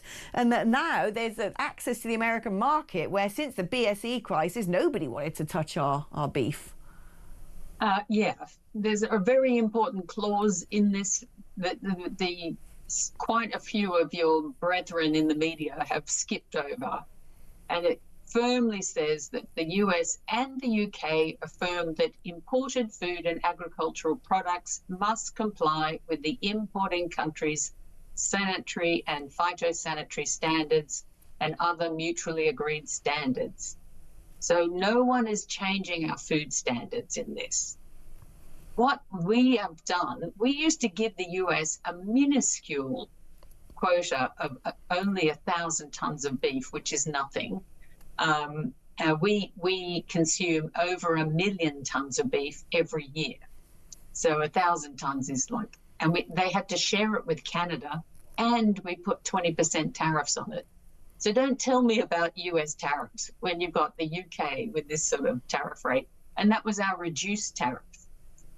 All other US beef, if it came into the country, got over sort of things like 55% tariffs, is actually done on a price per kilo and 12%. So it's hard to do it as a percentage. It obviously, as the price changes, the amount that is, but it's on average about 55%. But I mean, should UK farmers be worried that they're now going to have to compete with beef coming in from America? No. It's only 13,000 tonnes. We import 300,000 tonnes from Ireland every year. And Ireland is a cheap place to produce beef. You know, if they want to worry about competition, that's their competition. Yet our government is about to align us with EU standards so that we will never be able to stop Irish beef, Irish butter, Irish cheese coming into this country. And that's your competition. It's exactly the same stuff you're producing yourself. And we produce tons of it. 40,000 tonnes of Irish butter came in last year.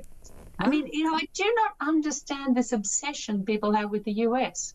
But at least they are actually good farmers. Irish farmers are still getting cap payments. So they're getting subsidised to undercut our farmers. And no one says boo about it. Meanwhile, we have a quota now to send 13,000 tonnes, which is also admittedly nothing, to the US. So if our farmers want to get off their backsides and do something, they could start exporting to the US. Yeah, and actually bill it as a luxury product, perhaps. Yeah, they keep saying it's high quality and they've got much higher standards to the US. Well, prove it. Go to the US and sell it. Did you know, I've just done a massive paper on US-UK trade for the Prosperity Index, the Prosperity Institute, which should be coming out this week. And I went through everything about US tariffs. And did you know they had 0 tariffs on lamb before Trump put them up? And yet the UK never exported lamb to the US. It's a madness. The times I've spent in America, you notice actually you don't get a lot of lamb there. I don't think they're particularly big shepherds over in America. And we have, you know, arguably Welsh lamb, I think, should be marketed internationally as something extremely special. You know, it's the traditional pastoral way of having sheep on the mountainsides. It's a very high quality product. Yeah. And they don't sell it. And meanwhile, you know, they export it to France and they get upset about leaving the EU. But you go, well, the Australians and the New Zealanders have broken into the US lamb market, and almost all of the lamb you will get in the US is grown in either of those two countries. But their season is the opposite of the UK. There is no one going into the US market in the Northern Hemisphere lambing season. And that should be Wales. Yeah. And yet, where are they? They exported a minute amount. The UK, which is a major importer of pork, exported more pork to the US last year than we did lamb, even though the US is a major producer of pork and they could supply us with much cheaper pork than we're getting from the EU. And still we managed to get pork in because a lot of people in America, you know, like the idea that UK pork is, you know, free range and grown up not in the shed and things like that, you know, which is not true of all of our pork. Most of our pork is also in a shed, just like in America.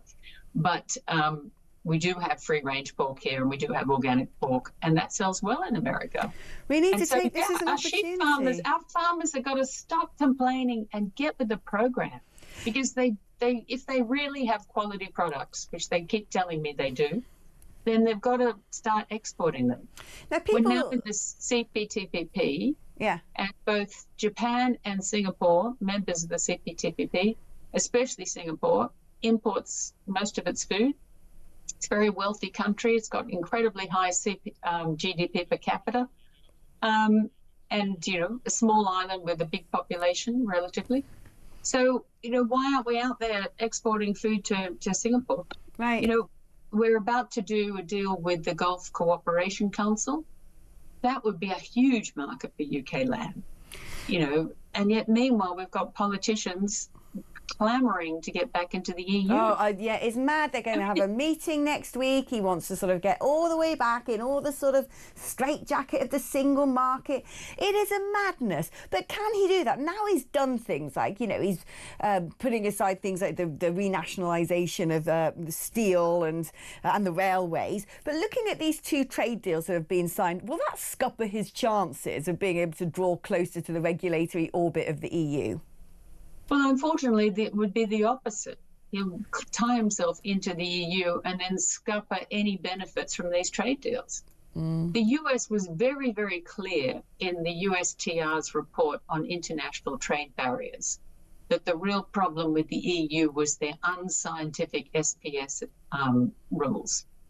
And these are many of the rules that they've introduced. We have not gone that way. And we were moving in the other direction. Right now in Parliament, we've approved the use of gene-edited technology in agriculture. And that the general rule has gone through and the specific regulation is going through at the moment. And the EU have banned that, which is insanity. The EU are banning everything. Do you know, it's worse than that because they actually import say soybeans that are GMO soybeans. Almost all soy everywhere is genetically modified, and we import it from Brazil and feed it to our animals. So 75% of the soy that comes into this country is fed to chickens or pigs. It's all GM, and that's okay, but our farmers can't grow it. It's like we have scientists that are the world leaders in this field, and yet all of their work goes to the US. People have done GM crops that use much less fertilizer and much less pesticide, less water, higher yields. Some of them, they've even got rice that's got vitamin A in it. They've done amazing things with crops. I think innovation is important. And, if we're going to do things like continue feeding a growing population and being self-sufficient, we're going to need to look to future technologies. Catherine, go and enjoy your run, if there is such a thing. I go running myself. I never enjoy it, but I do feel virtuous afterwards. That's Catherine McBride. She knows everything about trade. She really sort of explains stuff really well, doesn't she? Right, before we go to break, it's time for you to find out how you could be in a chance of winning a weekend away in Munich at the end of May to watch the biggest game in European football, the Champions League final. Thanks to our mates over at talkSPORT. We're also going to be giving you $5,000 to spend how you want if you win. Have a watch.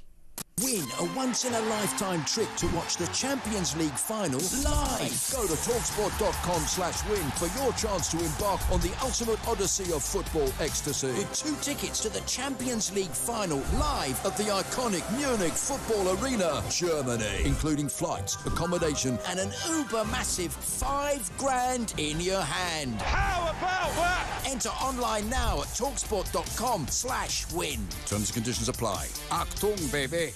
18 plus, UK, excluding Northern Ireland. For a chance to win all of that, simply text the word football to 83338 by the 16th of May at 11 p.m. Text costs £2 plus 1 standard network rate message. You must have the bill payer's permission, or send your name and number by post to Champions League final competition, PO Box 3190, Colchester CO2 8GP, to arrive by 5 p.m. on the 21st of May. This is a TalkSport limited competition run on TalkSport Talk and Virgin Radio UK stations. Full terms and conditions at talksport.com.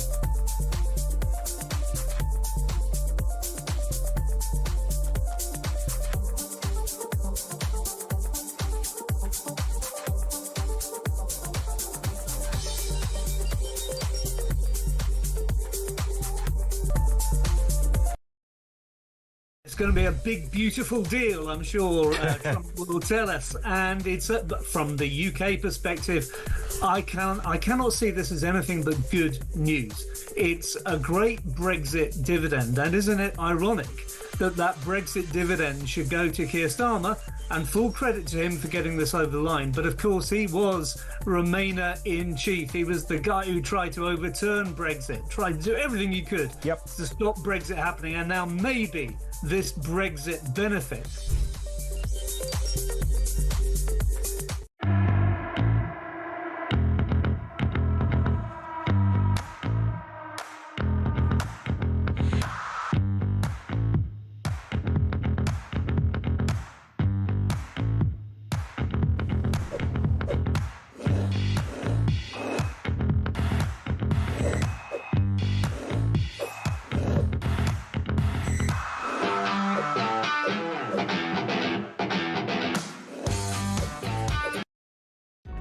Across the UK, on DAB+, on your smart speaker, on your smart TV, and on your side.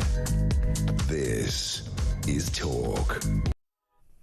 Hello, welcome back to the show. Now, it's all very well sitting here having peace and quiet on a Saturday morning as you slowly stretch your limbs and blink open your eyes to the soporific sound of my voice as we trundle gently through today's headlines. But that is all about to change because, well, it wouldn't be good radio unless we had two people fighting with one another, would it? It is time for Head-to-Head. Head-to-Head. I wonder who does those voices. In the right, we've got Jack Barwell, Conservative campaign manager. On the left, we've got Andy Williams, political commentator. Gentlemen, welcome to the show. Good Shake morning. hands, Hi, greet Alex, each good to other, see you. and now be prepared to fight. Let's start off about the front page of The Sun. Axel Rudakabana hurled boiling water over a prison guard. Now, I'm going to start with you, Jack. We got something going on really badly in our prisons, don't we? We've got something going on really badly in our prisons. We've also got something really badly going on in our country when these sort of people were able to get to this country in the first place, Alex. I think starting on the prisons point, this isn't the first one we saw. We saw the brother of the guy who committed the Manchester terror attack, which killed all those innocent girls at that concert, doing a similar incident. I think police need much better protection. I think we need much stronger protection for police. They need much more ability to disarm people that are in prisons and make sure that they're not able to commit any of these atrocities to them in the first place. But we also need to talk more about how tough our prisons are in the first place and how we're looking after these people to make sure that they're not even engaging that often with prison officers. They should be in solitary confinement. And also, with some of these people, often who have come either first or second generation from different countries, why are they in our prisons in the first place? That's what I really don't understand, Alex. I mean, of course, Axel Rudakabana was born here, but I take your point with the foreign prison population in general.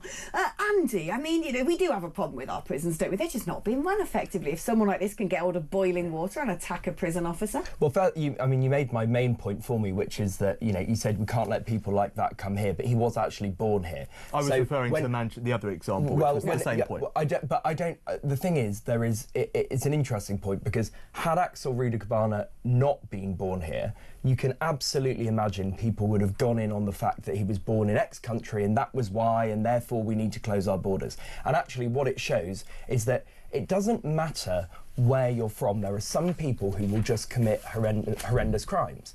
And, I'm not trying to throw my hands up in the air and say there's nothing we can do, but generation after generation, there are incidents occasionally that are absolutely horrific, like the Southport killings, where some people are just terrible people and they can't be stopped. Now, in terms of our prison system, it's absolutely broken. I don't think we've got the balance right between. So there are two reasons to send people to prison: to punish them, and to deter other people from committing those crimes. There's actually a third, which is to rehabilitate them. And at the moment, our prisons aren't sufficiently punishing people, and they're not sufficiently rehabilitating people. We know that we have a reoffending population that's higher, I think, than anywhere else in Europe.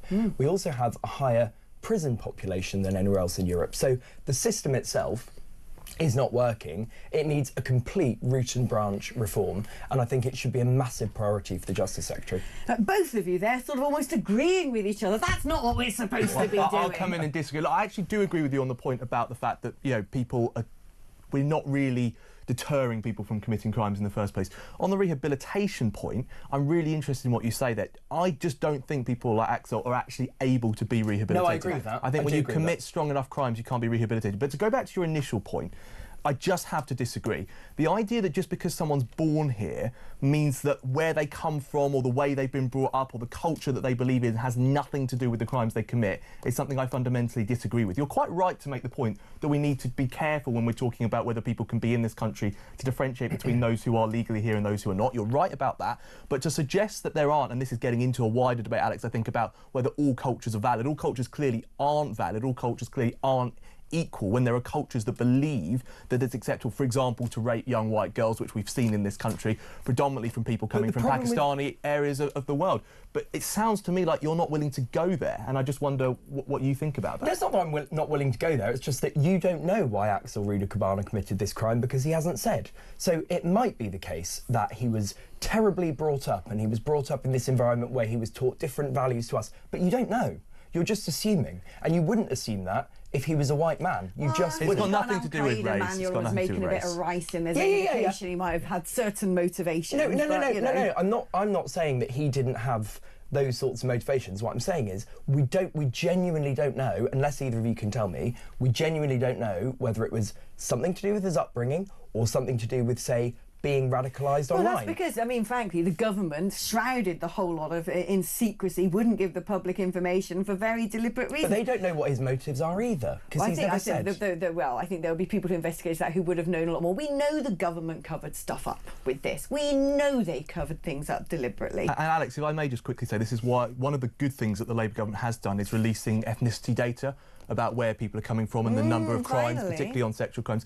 I understand where Andy's coming from on this, but and I'm not tying you to this, but I worry that that kind of argument is what used to be made in Rotherham and Telford and other northern towns about 10 years ago when people came forward to talk about the rape gang scandal. And that kind of argument, unintentionally, I admit it's unintentional, but that argument unintentionally led to more of this going on because nobody wanted to get to the real problem. I'm here to get to the real problem. That's different because we know that in those cases there were ethnic groups who time and time again in places all over the country were committing those crimes. So I totally agree that, you know, there was a problem with people not wanting to call out the truth because for fear of being racist. That was definitely a problem. In this case, we just don't know.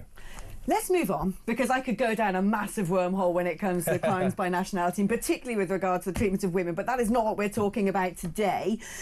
Earlier on, Andy, you spoke about people coming into the country. What do you make of the latest headline? And I'm like, does it surprise anybody that one of these Iranians who have been held over the alleged plot to target the Israeli embassy with bombs may have come across in a boat? Well, it's another May, isn't it? I mean, we actually, again, I'm sorry to be a bore, but there's no evidence that that's the case yet. If you're a terrorist, you're probably going to use an illegal route, aren't you? You might do, you might not. You might come here, you might be radicalised. We don't know. There's a lot of may and might and all of these sorts of words doing the heavy lifting in the right-wing press at the moment. Do you think we need to declare a national security issue with the small boats crisis and therefore be able to circumvent? That's a gimmick. Why is that a gimmick? Because that wouldn't actually tackle the problem. Declaring a, I'm not into all of this kind of declaring an emergency this and let's launch an inquiry. I mean, one of my biggest criticisms of the Labour government so far is everything is let's launch an inquiry. Let's not launch an inquiry. Let's actually I nearly swore then. Let's actually get on with the job. Let's actually take some action. And in this case, Labour is trying to take action, but it's like turning an oil tanker around. We know that the numbers are going up and up and up. Why can't they turn a boat around? Very good. Well, it's not as simple as that. I mean, it really isn't. But why? These are people breaking into the country legally. It clearly poses a security threat. If you don't know who these people are, even if the people themselves are innocent victims in all of this, it is an industry, an illicit industry that earns thousands, millions, billions of pounds. There's some pretty dodgy enterprises. There's one very significant practical step we could take, and I accept, by the way, this wouldn't solve the problem tomorrow, but we need digital ID cards. digital ID cards would end the small boats crisis because it would stop people from coming here and disappearing into the economy, which happens all the time. All they do is claim asylum and then get their digital ID card when they've been doing it. No, because what we know is that the reason people are in migrant hotels and in rental accommodation, etc., is because they're being processed, and that takes time. And people with legitimate asylum claims, in my view, should have their asylum claims listened to and heard properly and processed in the right way. And people who don't have a legitimate asylum claim should be sent back to their original country. Now, what if they've thrown their documents in the sea? And the other thing we need to do is get a proper agreement with France, which is we don't have at the moment. We've paid them 500 million over a 3-year period, and they're not really doing anything. We know they're doing things like not turning floodlights on that have been installed. So there's all sorts that we need to do. They don't want to help. There's all sorts that we need to do with France, and I think want to help. I don't think it's excuse me. I don't think it's as simple as just writing off a major ally like that. We have to work at the relationship and we have to be serious. And one thing you have to give Keir Starmer credit for so far is that he's a much more serious operator on the world stage than any of his predecessors. I will very quickly give him credit for being much more serious at helping, say, Indian workers get in without paying NI, or America get a better tariff deal. But that's really not the question that Alex asked. That's how every trade deal works. Hold on, you've had a good chance at answering the migration question. I want to as well. So you're right to say that we need to get more out of France, but it's not in France's incentive to help us. They would rather the migrants leave Calais, where they're on their shores, and come over and help us. So we've got to be honest about that. I think what I'm noticing with Andy, there's a pattern here. Everything you're saying is absolutely right, but it just doesn't go far enough or quick enough to solve the problem. The real reason why we have a problem is we have no deterrent. With no deterrent, there's no reason to stop migrants coming here. Unless we're going to do a third country processing agreement, and unless we're going to get serious about pushing back on European conventions and laws that block us introducing immigration policy to really control our borders and put British people first for a change, we're not going to achieve any solutions. For me, the European Convention of Human Rights doesn't work. It was a great document in the 1950s when we were worried about a fascist government. It doesn't work in today's world. Indefinite leave to remain goes way too far and way too easily for people, and we need to stop believing that just because somebody has a family member in this country, they should automatically get to claim asylum in our country. They should claim it in the first country they reach. That's common sense. Robert Jenrick's joined us this morning. We've got to go to break. Guys, we could argue about this all day, couldn't we? But you'll be pleased to know, viewers, there's going to be more arguing coming up after this.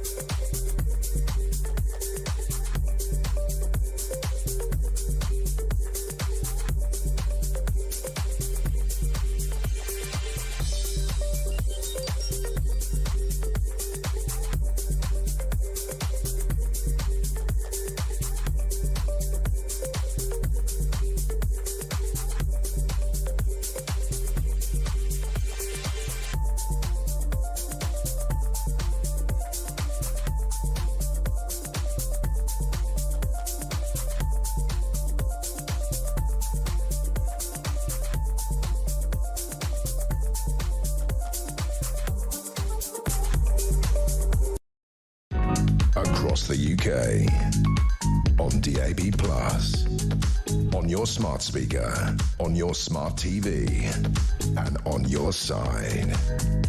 This is Talk. Right, if you haven't had enough of the bickering and the backstabbing, we've got more, because I'm still joined by Andy and Jack, and we're now going to talk about this, well, sounds like more mad nanny statism, where bosses could be facing court action if they mix up their recycling because of Ed Zero's, that's not my new name for him, Ed Zero's net zero targets. I mean, Jack, just let people get on with it. I don't understand why we can't employ people to sort out recycling, because where I live in London, you just whack all your recycling into one bag. You don't need to sort it into 85 different coloured bins. So if my particular borough in London can manage to sort one lot of recycling out from the other, why can't everywhere else? And why should people face legal action? Well, first, in defence of council, I mean, some of them, particularly when they're run by Labour and in Birmingham, are too busy sorting out rats to get round to your recycling. But I take your point. It all goes back to common sense. I think most good British people, they want to help do their bit to save the planet, and where they can recycle and where they can sort into piles, they're very happy to do that, and in my experience most people think that's a good thing to do.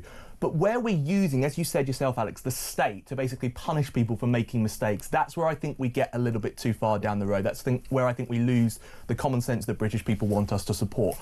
Net zero is a good aim that is badly executed. We know it hurts people that are working class, particularly in rural communities, over things like electric vehicle mandates, electric boiler mandates. People don't have the £20,000 to afford sometimes to support that. And actually one of the few really good things that the Sunak administration did was pushing that deadline back, which then Starmer brought forward, but I noticed he then sort of pushed back a bit on some of the cars, so he actually ended up agreeing with Sunak on that. So we need to achieve climate change reform so that we can save our planet, but we need to do it pragmatically. We need to bring people with us, and punishing bosses like this is just not common sense. What's the point in trying to save the planet when no one else is doing it?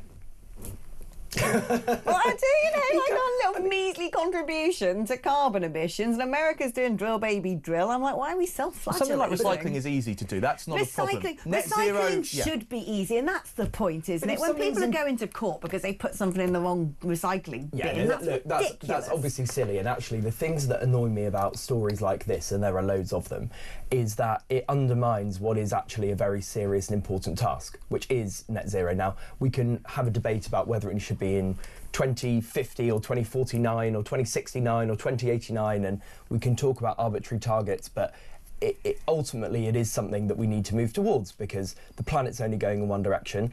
I don't think it's a sustainable, no pun intended, argument to say that because China's pumping out emissions left, right and centre, we just shouldn't bother. I mean, that's just not a grown-up argument. But if you're destroying your economy, destroying your manufacturing, making people ridiculously poor while essentially handing a giant charity cheque to Beijing to build coal-fired power stations and make windfarms and solar panels, you're kind of, you're ruining your own country. Well, I'd say two things, well, three things on that. Firstly, it is not net zero that is destroying our economy. It's a lack of productivity. It's a lack of a proper industrial strategy. Highest energy bills in the world. That ain't good, is it? But it's not good. But it's not destroying our economy. There are other big problems that are destroying our economy that we need to fix, which around industrial strategy and around getting planning sorted and infrastructure building and all of those sorts of things. I would also say that net zero should be seen as a business opportunity. It's an opportunity for Britain and for British businesses to take the lead on the new technologies that are going to lead a new green industrial revolution. So we can have our arguments about. We can have our arguments about. We're not really doing that, are we? We're buying all the stuff from China who are using fossil fuels to make it. That is exactly the problem. Is that we're talking the talk on it, and that argument, in my view, is the correct argument, which is you should see it through a private sector lens. It's about investment. It's about creating jobs. It's about leading the world. But we're not doing it yet. So that's where the industrial strategy comes in. The government needs a proper industrial strategy that says, I'm in favour of picking winners as a government. You say, we're going to choose these sectors and these companies to back, and we're going to give them the investment they need and give them the boost they need to lead the world economy. If I may say, Alex, I actually agree with you. I think we do need a private sector strategy to get on board with green. But Alex firstly is right. China have got a massive head start on electric vehicles. And I worry that putting all of our focus on that and not thinking about do we need to keep the coal and gas, but also can we be looking at nuclear? I think there's huge opportunity we missed when the Liberal Democrats were in the government. Well, to be fair, Sir Keir Starmer has spoken about rolling out small modular reactors. Rolls-Royce technology, Britain are world leaders in this. We put it in our nuclear submarines, which is why the Australians bought them and not the French. Right. But the Conservative government failed to do anything like that. I know people who work on the project and basically said you could knock on 1,000 doors and no one cared. There was an initial push under the coalition to do nuclear, actually the Liberal Democrats blocked it. But the point I wanted to make, it's very ironic for somebody that's supporting the Labour government to sit here and talk about we need to put the focus on private business, when of course the Labour government are putting up taxes on private business, and many private businesses in this country are shutting down. So I actually agree with you, Andy, but I think you need to be honest and say that Keir Starmer's made a mistake on tax rises for private business. That's a different argument. I mean, it's 10 years... Well, it's only a different argument if you want to make it one. It's 10 years and 3 days since the 2015 general election. So it's over a decade since the Liberal Democrats were in government, and Tories are still blaming the Lib Dems for their failures post-2015. Well, it happens that the Labour is still blaming Conservatives. It is always a blame game in politics. It's never the fault of the government. That's completely different, because the Tories were out 10 months ago, the Lib Dems were out 10 years ago. It's not the same. To be fair, I don't like either of you. No, not personally, but Tories or the Labour, neither of you are up my Strasser. No. Now, let's talk about Angela Rayner is making MPs sit through the night to get through her crackdown on landlords, the Renters Reform Bill. And the opposition party is saying, well, we haven't got time to scrutinise this. And there seem to be some fairly onerous elements to it. Look, I'm a renter, hopefully not for too much longer. It is blimmin' awful renting in the UK. We all know that. The renter has absolutely zero rights. You're stuck with that horrible bright white cornea burning paint on the walls. When things go wrong, you know, black mould, you're phoning up the estate agent, they don't give two hoots about you. You could be turfed out at any moment when your contract comes through and says, oh, guess what? Yeah, we're going to put up your rent. My rental's price has gone up by £1,000 since I moved into my little premises in London. In 4 years. It's crazy. So I have a lot of sympathy with reforming some of that. But why is she so afraid of scrutiny? And some of these other elements, they have to abide by all of these sort of, colour coding of how energy efficient you are, and you can't have fixed term lets anymore, especially that one. I think that sounds a bit mad. At the end of the day, landlords are going to just leave the market. People are going to sell up, aren't they? And then that's going to diminish the number of rental properties they are, which is going to hike up the prices. Well, firstly, you've made an incredibly good argument for the Renters Reform Bill there. Find me a person anywhere, particularly in London, but anywhere, who says, do you know what? Love my landlord, I've had a tremendous experience renting. I was really lucky with renting, as it happens. I didn't have a terrible landlord. It was a good experience, but the vast majority of people say it's awful. You try and get hold of them, they won't fix anything, they don't abide by their statutory duty, they hiked up my rent, they kicked me out at the first sign of, all of these horror stories. So we absolutely, I don't think anyone would disagree we need reform in the rental market. But if they're getting rid of things like fixed term lets, if you're a landlord and you want to, basically sell your house in 3 years' time or something like that, you might not want to say, well, this is it, you live here forever now. I mean, surely that is going. If people want to leave the buy-to-let market, that's going to cause a problem. Yeah. And at the end of the day, this legislation is not going to be scrutinised. It is. I agree with that, and no, I agree on the fixed term point. I do agree, and there are aspects of this bill that aren't quite right. So parliamentary scrutiny is important. We do need to allow that to happen, but the fundamentals of this bill are absolutely right. The rental market has got completely out of control. But the problem is, Jack, isn't it? It's going to, because she's making people sit all night to get it through as fast as possible. Labour's got a big majority; they can get away with doing that, and the opposition parties are going like, but hang on a minute. We're not looking at this. No one's looking at this. And if you decimate the rental sector, look, I'm not a big fan of it. It does need reform. But if you decimate it, it's going to make life so much worse for those people who are trapped in the renting cycle. So actually, on the sort of top level, I agree with Andy. I think the criticisms you're making of the rental system are right. I actually don't think the previous Conservative government did enough to look into that. So they didn't do anything. I actually agree. But I was offering you a knowledge branch there, mate. I actually agree. You don't need to. I didn't ask you to. I actually agree with you on the baseline. But again, I think you're steering away from the point here. The points that Alex are making, I don't think you really responded to. Labour often have the right ideas about what we need to do, but they very rarely have the right solutions of how to fix them, in my experience. So, yes, we need reform, but rushing it through and not doing the proper scrutiny is where you make mistakes. Look at Labour on education, where they've already had to U-turn on capping teachers' pay and other aspects of their drastic bill there. So we need to do the proper scrutiny so we can actually collectively, even as a parliament where Labour have a majority, come up with the right ideas that sometimes, particularly when you let the House of Lords scrutinise, come up with the right points. And on fixed-term lets, you're absolutely right.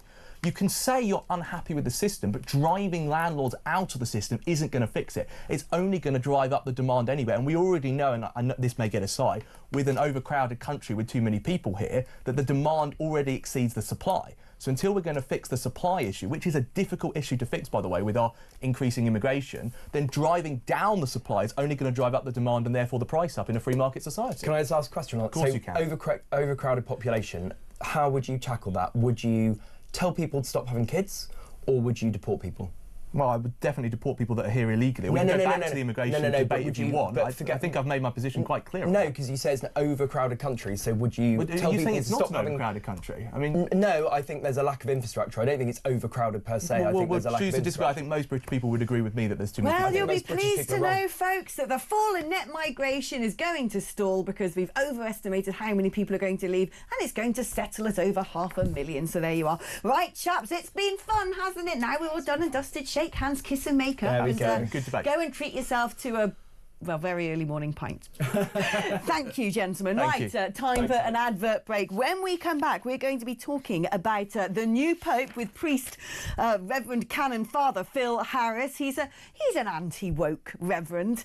So I want to get his take on, well, whether Pope Leo XIV is going to be a MAGA Pope or, well, a little bit less so. That's coming up after this.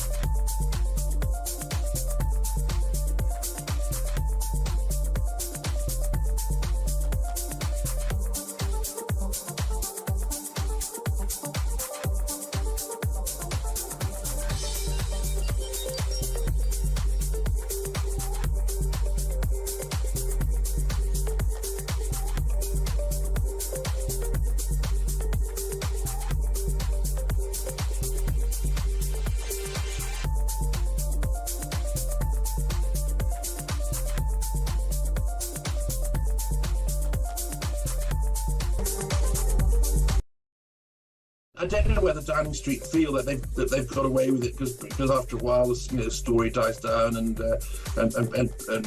people discuss other stories.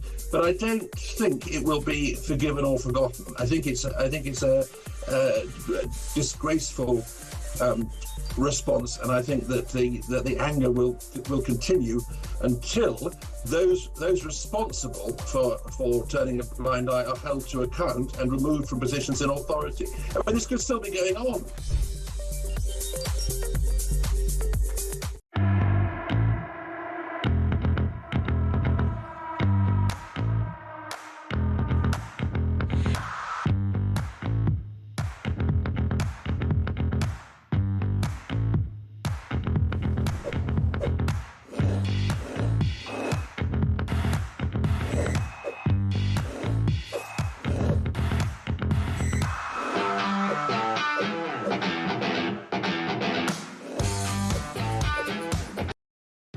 Across the UK, on DAB+, on your smart speaker, on your smart TV, and on your side. This is Talk. Hello, welcome back. Now, you may have noticed that we've got a new Pope. I say we, not me, I'm an Anglican. But the Catholic world has a new pontiff, and the very first American one. A lot of speculation, because, you know, in theory, the Pope's not supposed to be political, but let's be fair, kind of is. And it's the very first Pope, really, with a social media footprint. And so a lot of speculation about whether he's going to rub along nicely with the Trump administration and the very Catholic J.D. Vance, or actually create a bit of friction. As someone who might be able to give us his take on this is Reverend Canon Father Phil Harris, who himself did some of his training in the Vatican. But I think considers himself rather to be an anti-woke reverend. Phil, great to have you on the programme. Do you welcome the appointment of Leo XIV? I think we have to, Alex, welcome the appointment of any new pope. You know, it's always an exciting time in the church. I think Father Francis, Pope Francis, was a friend of mine, and it was, you know, it was very difficult for me, you know, when he actually left the scene of this time,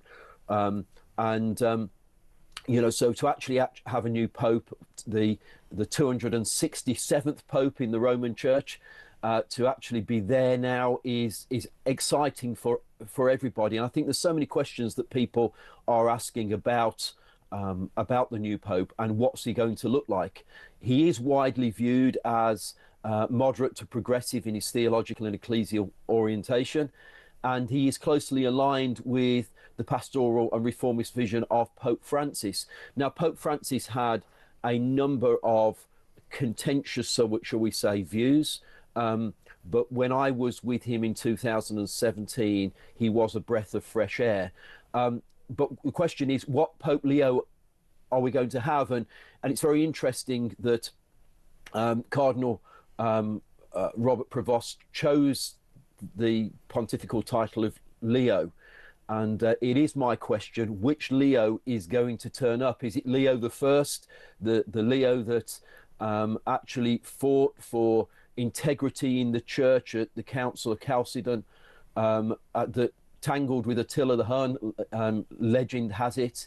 Or is it Leo the Third, who actually coronated Charlemagne, king of the Franks, and he was credited with spreading Christianity, Alex, throughout the pagan regions of the world. And so that's one kind of Pope Leo that we would like. And then, of course, we have the Pope Leo the Ninth, who created the great schism between the Greek-speaking Catholics of the East and the Latin-speaking Catholics of the West.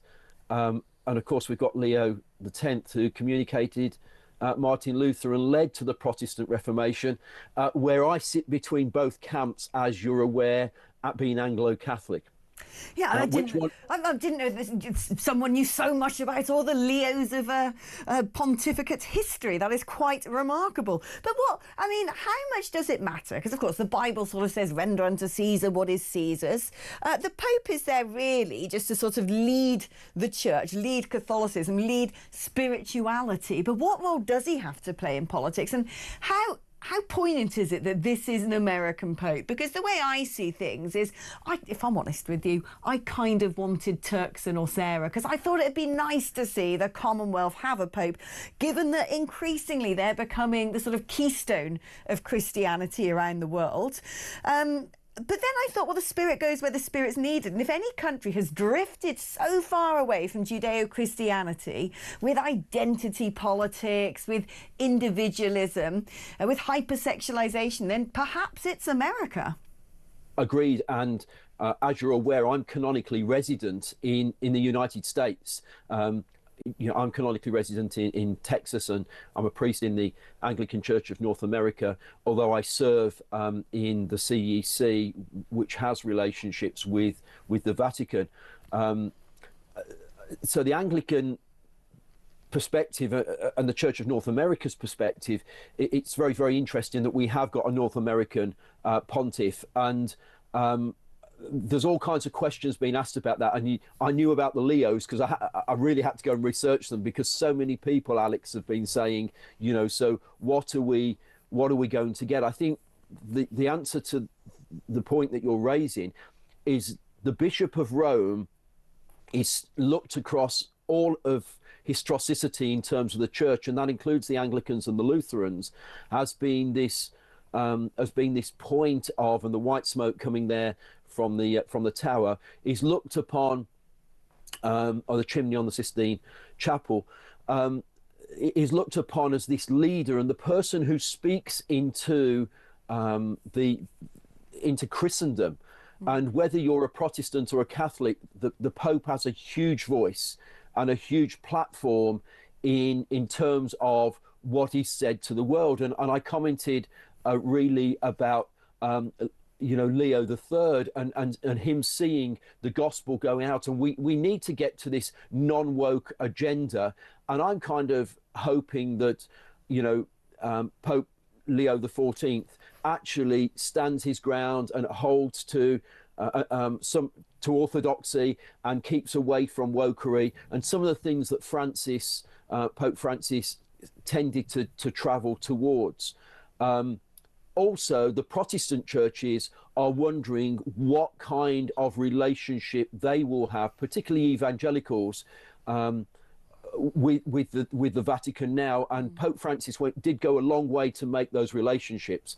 So matters of pro-life, I think that Pope Leo XIV will be very much for pro-life, and he will be very orthodox in that respect. He is, I think the summary would be, he's not a hardline liberal, but he's not conservative in the moral. A uniting Pope is what we're hearing. Now, before I let you go, it's very important, because I know you, and I know that recently you need to get a new church, basically. Oh. You're preaching in a pub. It's a prayer and a pint. And tell us about the campaign, because you've identified a building that you want to have for your congregation, having lost your previous building. It's at risk of potentially becoming a mosque. It's going to cost you, what, $250,000? Yep. So where can people back your campaign so you get that church?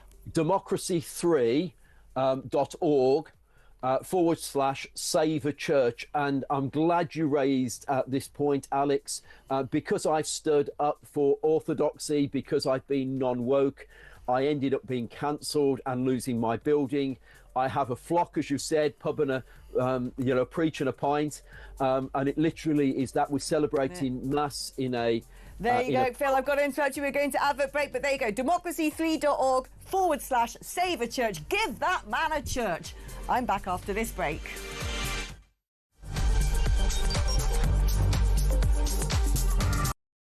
Good evening and welcome to Plank of the Week. It's the one show where you do not have to be worried about judgmental people, because we'll do all the judging for you. Let's just have a look at how Humphrey Useless is now spending his time. There goes your career, mate.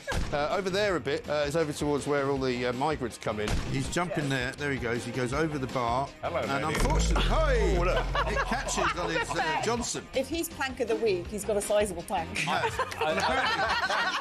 That's a whole different show. Plank of the Week, Fridays at 7 on Talk.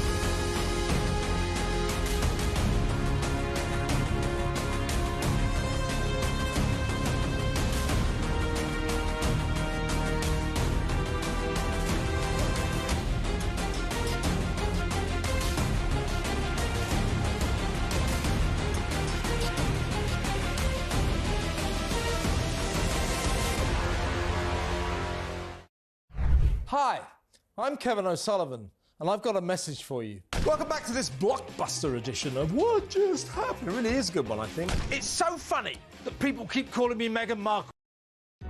Across the UK, on DAB+, on your smart speaker, on your smart TV, and on your side. This is Talk.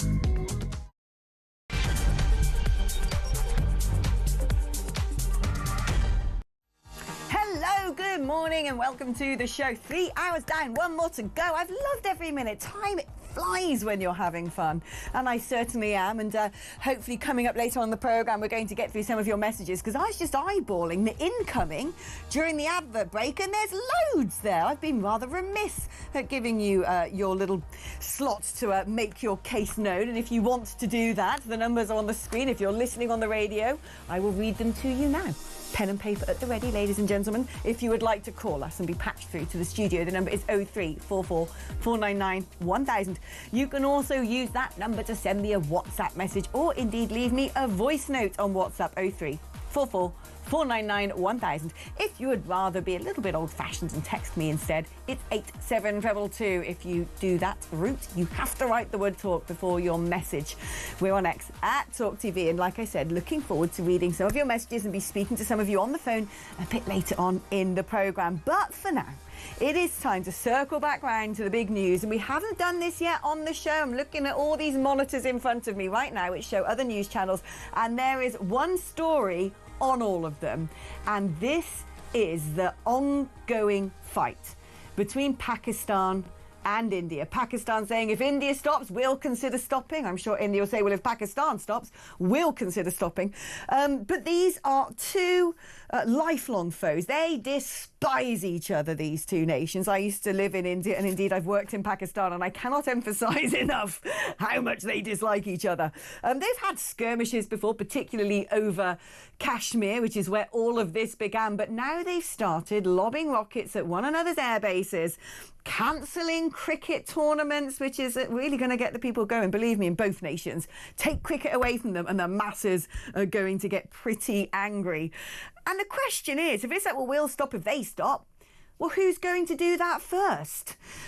Could this escalate out of control? How dangerous is it that two nuclear states have tensions to this level? Let's speak now to Colonel Simon Diggins, military and defence analyst. Simon, thank you for being on the programme. Things have heated up overnight. You know, I keep waking up in the morning in the hope and expectation that things might have gone back to normal. It's not like these two adversaries aren't used to coming face to face, but usually it doesn't involve slinging rockets at one another. It's usually sort of more facing each other off on the border in Kashmir. We're in a pretty precarious situation. Alex, good morning. It is a very precarious situation, and you rightly point out this is quite qualitatively different from the previous engagements they've had between them. One of the things that's going on is there's no external actor saying stop. In the past, the last time there was a really serious sort of clash between them was in the early 2000s, and there were a series of external actors, Britain and America together, saying stop and actually doing something about it. Now, the British have said, don't overplay your hands and beware of the danger of escalation.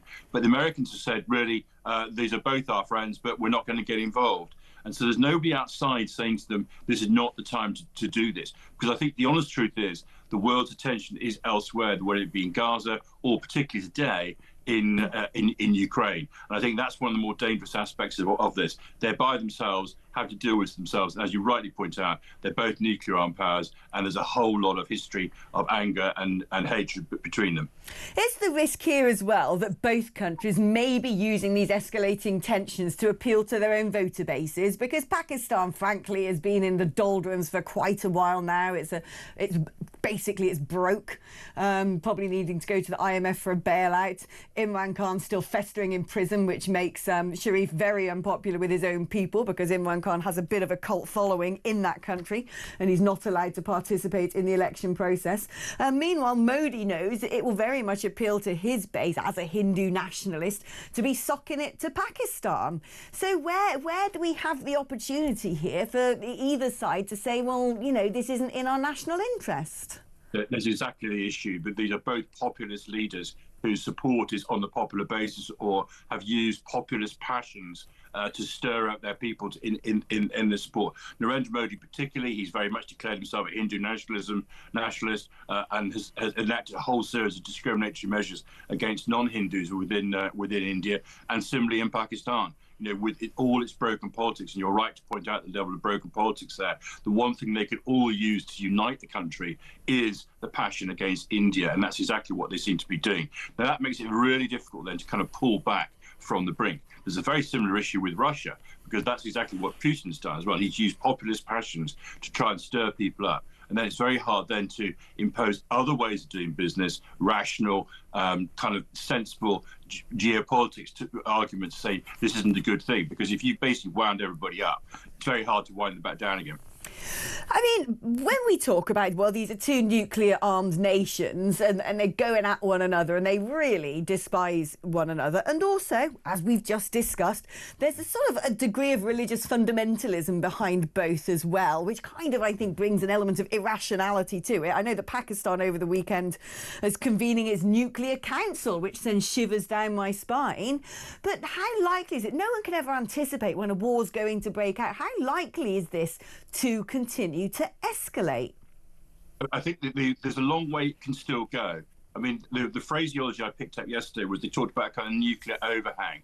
This idea that the sort of the shadow of the threat of nuclear warfare over both of them would actually prevent a whole series of escalatory measures which would force them to use nuclear weapons.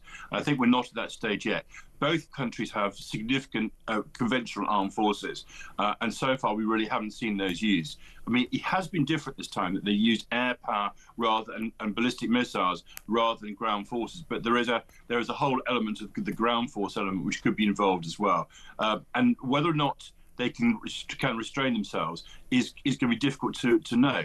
I do know, and we do know, that they have started talking to each other at the kind of the higher operational level. And this goes right back to 1947, to their first clashes. They established a hotline in that year between the two operational commanders. So effectively, they could say, "Yes, we're doing this, but no, we're not doing that." It's an attempt to not to necessarily de-escalate, but to ensure there's no misunderstanding.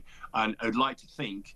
We can all like to think that this is being used at the moment. So, if you like, the messaging behind the violence is understood by the other side, and it's not misunderstood or misrepresented. I mean, if we take this all the way back to the origins, this started off with a pretty hideous terror attack on a group of tourists in Jammu, Kashmir, which is the Indian-controlled bit. And India said, well, look, we think, or our intelligence agencies say that the Pakistani state, or at least the ISI, the intelligence agencies, who, well, basically run the state behind the scenes, for those of us who know, have their hand in this. And of course, we in the West look at, well, you did manage to shelter bin Laden a long time, didn't you? And think that there might be some credibility to this. But Pakistan has denied that they're anything to do with this. Whose line do you believe? Do you think that Modi might be opportunising a pretty hideous incident in order to have a pop at India's longest time adversary? Or do you think Pakistan might well have started this?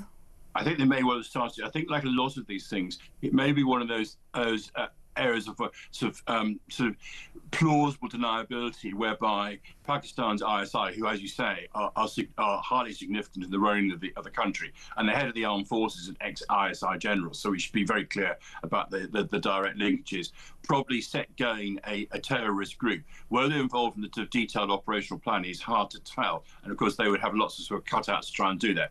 But they did undermine Afghanistan in 2021, and if you go back right through their history, the use of informal forces in places like Jammu and Kashmir goes right back to the beginning of the Pakistan state. When the Pakistanis tried to take over the country in 1947, they did exactly that. They set loose a whole load of Pashtun tribesmen, some from Afghanistan, but some from the northwest frontier provinces, and say, go and take that state. And that's when the Indian government had to respond. So my money, put my money on it. The Pakistani ISI are behind this. And do you think, therefore, one way that we could try and stop this from escalating, rather than washing our hands of it and saying nothing to see here, what's it got to do with us, is potentially impose sanctions on Pakistan and India to force them to de-escalate? Well, I'll give one more stage in terms of bias. And I'm amazed that apparently we're still giving development aid to Pakistan. This is a country with a nuclear weapons, 1 million men under arms, and we're giving them development aid. I mean, that's nonsense. So that should stop immediately, and then we can see where the sanctions go from there. Let's talk now about this headline in The Sun, an exclusive in The Sun, that these 5 individuals who have been arrested due to the foiled bomb attack against the Israeli embassy, we know 4 Iranian nationals and 1 we don't know for whatever reason. It's being speculated now that one of them may have come over on a boat across the channel. Is it about time, do you think, that the UK looked at this situation through the prism of it being a threat to national security, and therefore maybe declaring it as a threat to national security contravene some of the international laws that are stopping us really doing something about this? No, I think that's right. I think the whole issue about who's coming into our country is much wider than just those who are coming across the channel. There is always a national security perspective on immigration. I mean, it has the negative effect of delaying people who should be coming into this country. I'm involved at the moment with a campaign to bring over people who work for us in Afghanistan, and national security is often quoted as a reason for checking what they're doing. But no, I think that whole issue about what's going on in the channel particularly, but elsewhere, does need to be looked at. I'd have no difficulty, for example, and it's all carrying ID cards. Why not? And if you want to have access public services or whatever, then your ID card should be checked. If you've got no reason to worry about it, that's fine. And then if you have, then you'll soon find out that you're going to be removed. And that's the problem.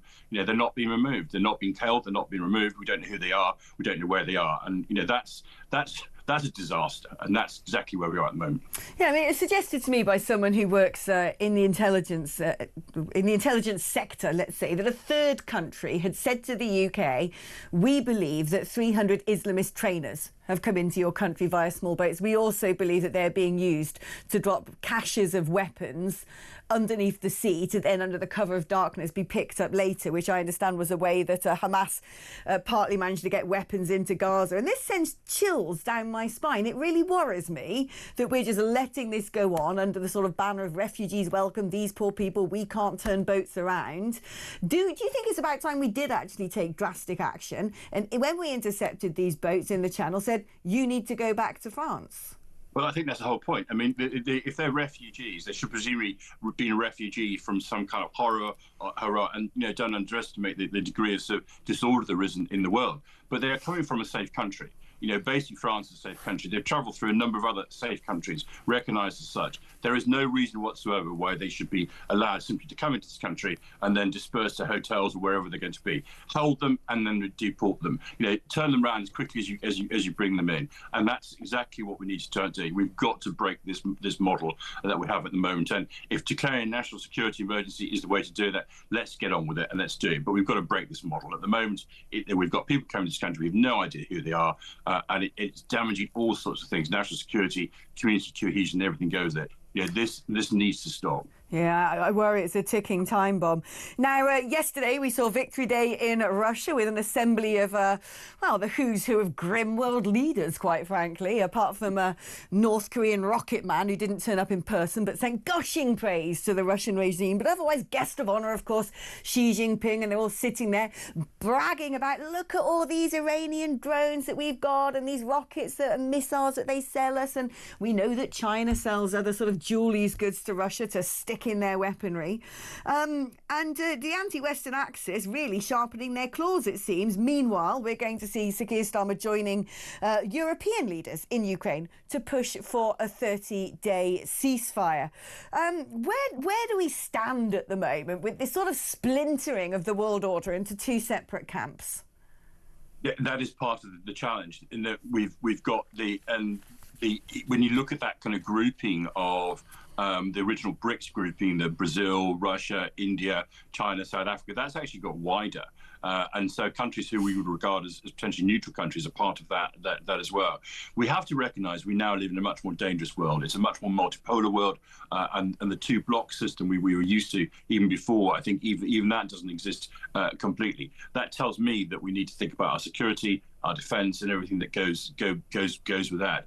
But we have a problem because we're also strategically linked to countries like China through trade and commerce, and that's our challenge. It's not like it's absolute challenge across all fronts. In some areas we cooperate and we trade with them, and other areas we are in a competitive world. And we need a much more sophisticated understanding of how we're going to navigate that world. But we also need the weapons, and I use that in the widest sense, the weapons to deal with that. So whether it be intelligence, whether it be improved security, whether it be improved defence, and also much better idea of our own national resilience. So there's a whole range of areas that we need to talk about and work on.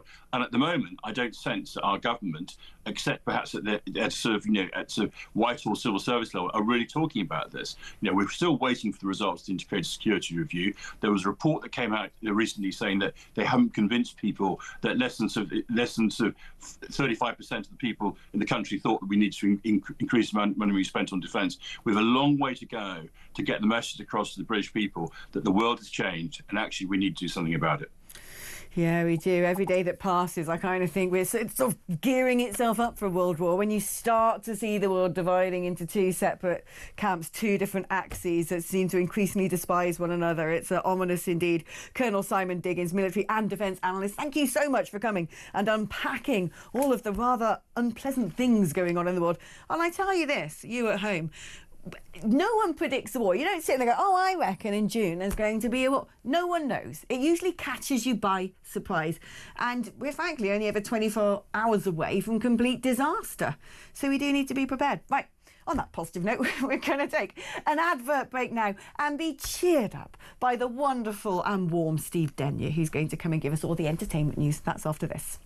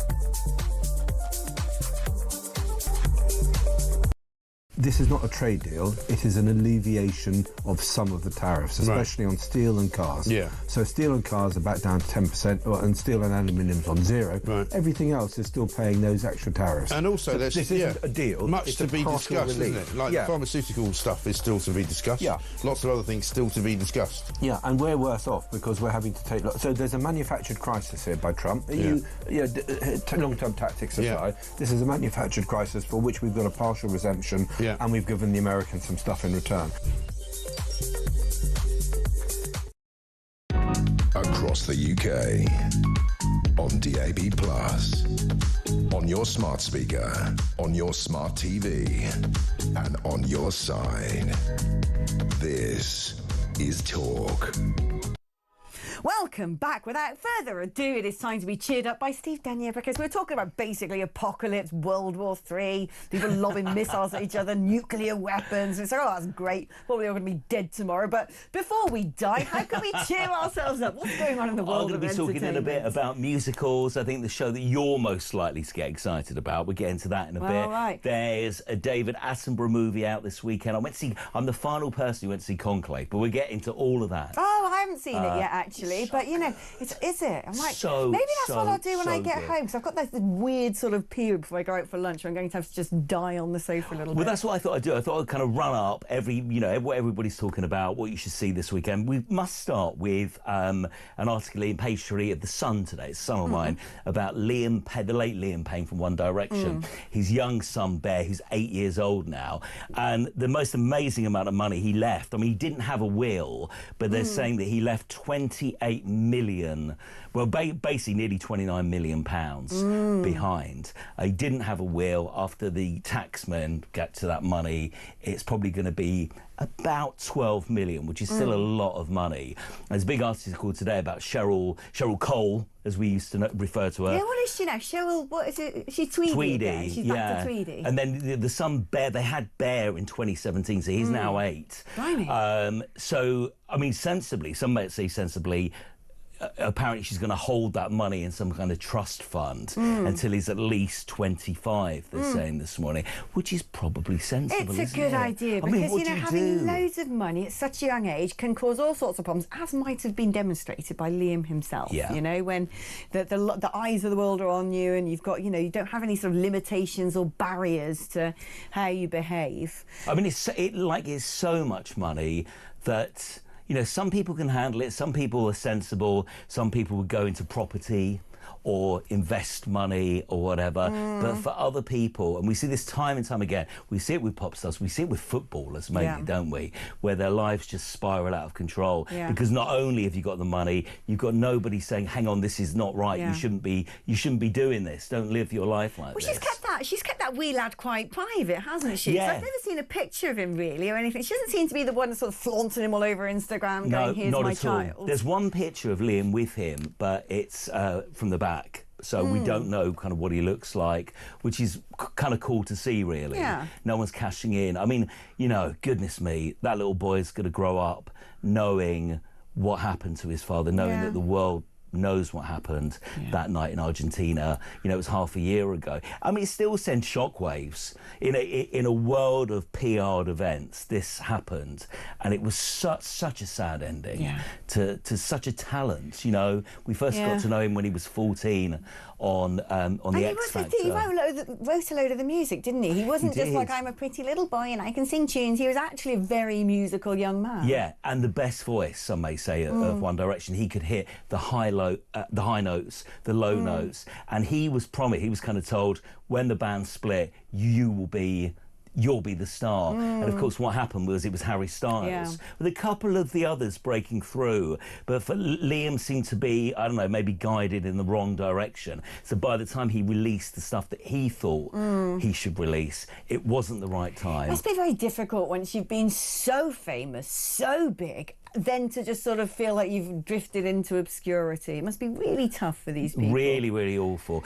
We often talk about the National Lottery with this kind of money. You know, would you like to win the lottery at 70 million, or would you like to win 10 grand a month for the rest of your life, which is another prize they offer? And I would, you know, personally, if I had I do the 10 grand a month. I would do that as well. Yeah, that'd be much nicer. Just drip feed, it'd be a lovely little kind of bonus. So maybe that's what they should do with this money. But interesting that Bear will grow up apparently and not just be given tons of money as a teenager, because that would be reckless. His mum's probably got a bobble too as well, hasn't she? You would hope so. You would hope so. Now, interesting story here. I always think artists and politics stay out.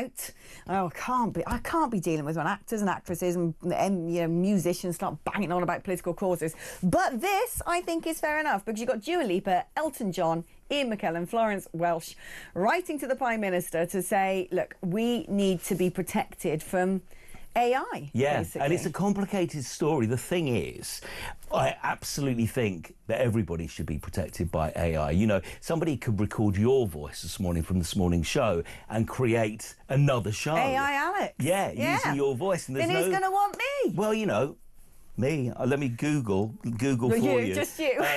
But, you know, interesting enough, so I was Googling around. So Elton John, there's already an AI site where you can write lyrics, and suddenly Elton John's voice comes back at you singing the lyrics. So it's already kind of a thing. What they're saying is that if these AI companies use an artist's voice, they should get paid for it immediately, and it should be kind of like absolutely out there that that's what's happening. But also, isn't there an argument as well about creativity itself, that if you're a songwriter like Elton John, who has written some pretty banging ditties, and that is his own creative intelligence that has done that, and part of the data sets of AI feeds the things that he's come up with, he's composed, tinkling on the piano all by himself, feeds into the beast of AI and uses that as the learning tool to then be able to generate brand new music. It does seem like it's essentially, if creativity can just be synthetically created, there will be no art, there will be no artists, there will be no musicians. I mean, it's interesting, right now, AI cannot replicate emotion. So, it's very like, if you hear an AI version of a song, it's very kind of on one level. If they tried to do it with you from this morning's show, they wouldn't be able to get that kind of raw emotion that you do so well. The anger, the passion and what have you. So we're at that position. But I think it's interesting what's going to happen when artists pass away. And then what happens then? Can people use old works? It's happened with the Beatles, hasn't it? Some kind of scratchy, kind of raw demo versions of songs have been turned into big productions. So it's the beginning of a really interesting conversation, but it will affect everyone: presenters, actors, musicians, anyone in the public eye. But I think there will be, I don't think artists need to worry too much, because I think there'll be extra capital applied to, extra kudos applied to human-made products, in the same way that if you're going to buy antiques, you might have your sort of Edwardian, whatever it is, your Edwardian smoking jacket, and then the one that is a replica. Yes. And the one that's a replica, it might look just like the original, but it's not, and so that will cost 50 quid and that one's going to cost you 5 grand. Yes. And I kind of think that underneath it all, we want to know as humans that there is a human behind something, because otherwise it does lose its immediacy and its value. I think it does. They tried to do it with the late Sir Michael Parkinson and recreate an interview recently. Right, because there's not enough people who could do that job. Yeah, exactly. Or there's not enough interviews on YouTube for you to rewatch, but actually hearing it, when you know, and it just lacks that. It sounded a bit like listening to a computer. Very good. The other problem we've got with this is that different countries will have different laws, different tech companies based in different countries. So even if we do create a law to safeguard artists, somebody else somewhere else could do it and we could hear it, because the internet's one big thing. So it's crazy. Watch this space. Crazy when you think of what we're going through. It's like when I was a kid, basically it was cassettes, Betamax, Betamax. And landlines. I mean, I had like a portable CD player that if I moved my leg, the track would skip. Right. And that was amazing. And CDs only lasted about 10 years before it became MP3s, and then of course there's dial-up internet. Now we're going to be going through all this AI stuff. I mean, our worlds are changing so rapidly. It really I kind of is. think in 10 years' time, what on earth are we going to be living in? Yeah, I'm not sure if I welcome it or I'm terrified. 20 years ago, I mean, to be told that you'll have something such as YouTube and you could type in anything you want and get back, you could watch, all your favourite shows at the click of a button and rewatch. We're going to get on to A Night on the BBC Tonight, 1988, but usually you'd have to wait to kind of watch shows to recapture little moments in life. It's all at our fingertips. And of course it's great and we're lucky, but there are downsides I think it's making us go berserkules, frankly. I think it's making us all go a bit mad. Right, now, before we go to break, it's a chance for you to win tickets to the European Champions League final in Munich. And not only tickets to that final, but 5k to spend in the Bierkellen of Germany. This is how. Win a once-in-a-lifetime trip to watch the Champions League final live. Go to talksport.com/win for your chance to embark on the ultimate odyssey of football ecstasy. With 2 tickets to the Champions League final live at the iconic Munich Football Arena, Germany, including flights, accommodation, and an uber-massive £5,000 in your hand. How about that? Enter online now at talksport.com/win. Terms and conditions apply. Achtung, baby.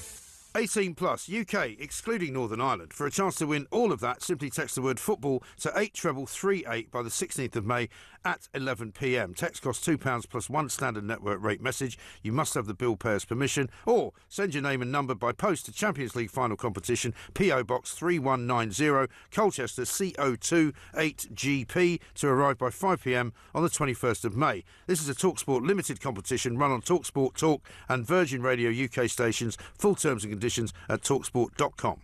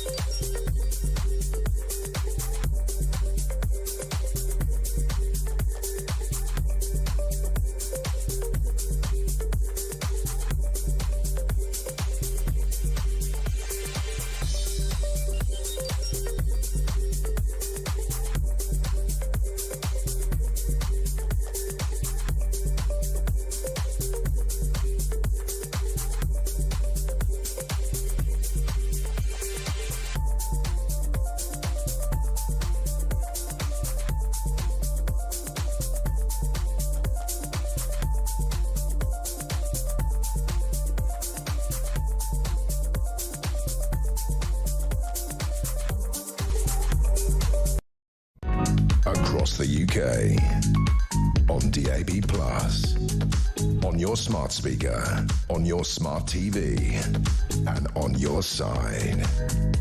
This is Talk.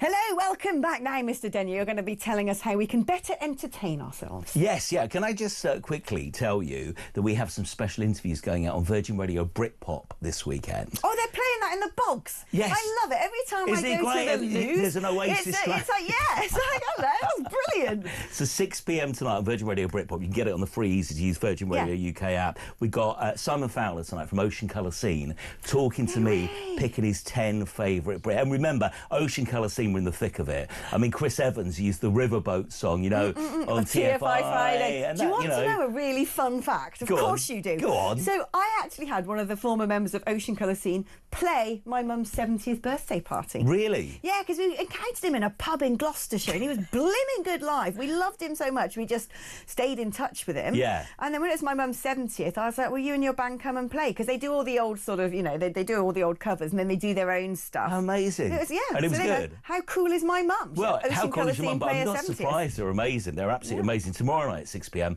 Luke Pritchard, he's the lead singer of the Kooks. So it's amazing with the Kooks because Britpop influenced the Kooks. So we look back on the songs that kind of made the Kooks the band that they are. So 6 p.m. tonight, 6 p.m. tomorrow, my Britpop playlist. So thank you for There the plug. you go. Thank you very much. Should we talk about some stuff that I've been to see? Yes. I went to see a theatre production. How very cultured. Well, I just thought, what would Alex see if she had an afternoon? So I What would she decided to see? go to The Great Gatsby. It's a new musical. It's on at the London Coliseum. I've got a little clip. May I show you? Yes, you Okay, may. this is what it's about. Look at So this. polite today.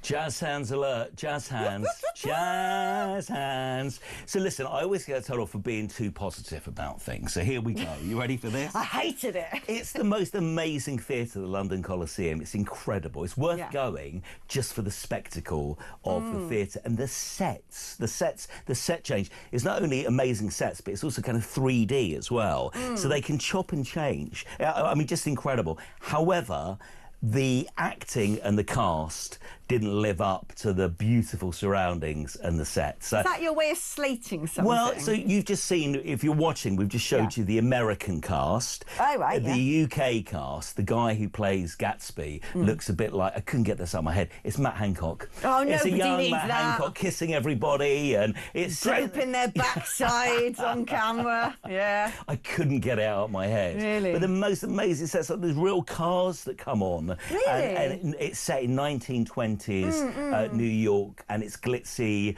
and the dance routines are great, but unfortunately, I'm just going to give it a 6 out of 10. Why does everything have to be a blimmin' musical? I like musicals, Yeah. I do, but everything's a musical now. That is a famous classic book. Why can't they just make it a play? Right. I'm over musicals now. Everything on at the West End is musical. I'm like, where's the proper theatre gone? And the trouble is, I don't mind a musical, but there was too much music in this musical. Because also there were too many songs. You don't know all you the don't songs. know the There's songs. all these are brand new songs. You can't sing along and enjoy it. Yeah, when you look at what's on at the theatre now, I just don't see anything anymore by sort of like, Tennessee Williams or Henrik Ibsen. It's just, where's all the proper stuff If gone? you want to go and see, I love these kind of almost theatre biopics. The Tina the musical's great, but it's her life story. But this is it. There's so many now. It's like there's, But like I said, I studied it. I studied English literature and philosophy at university, and so I did do, my drama, and I quite like going to the theatre to watch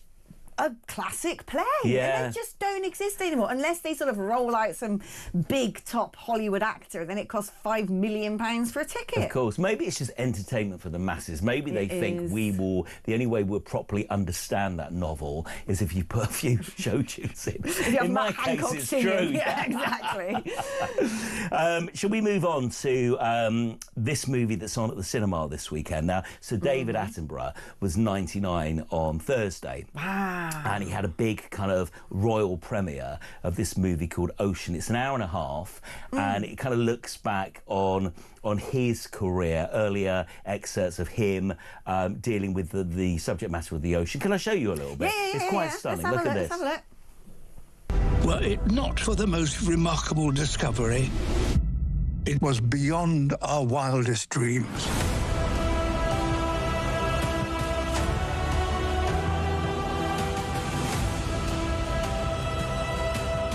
If we save the sea, we save our world.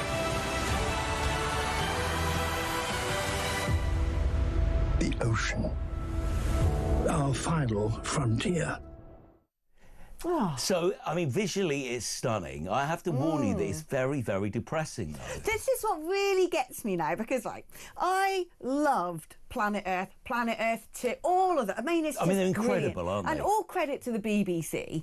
And they're based in Bristol, I think, the Wildlife Department. Yeah. When it comes to filming these things, it's just breathtaking. No one does it better. Best in the world. Best in the world. And David Attenborough is iconic.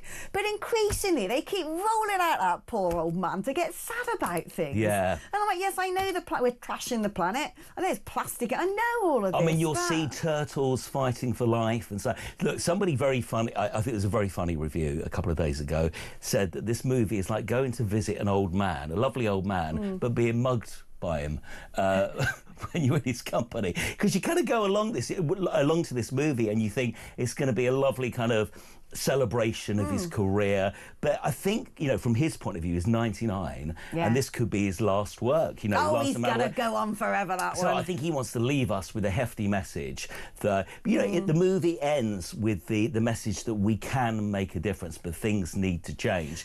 But the whole chunk of the movie is desperate. It's really sad. Like I hate people who lob trash into the sea and don't. I believe in all of that stuff, and so I sort of, like most decent citizens, put my stuff in recycling. I can't control then if the local authority ships it off to China, who then, instead of disposing of it properly, decides to just lob it into the...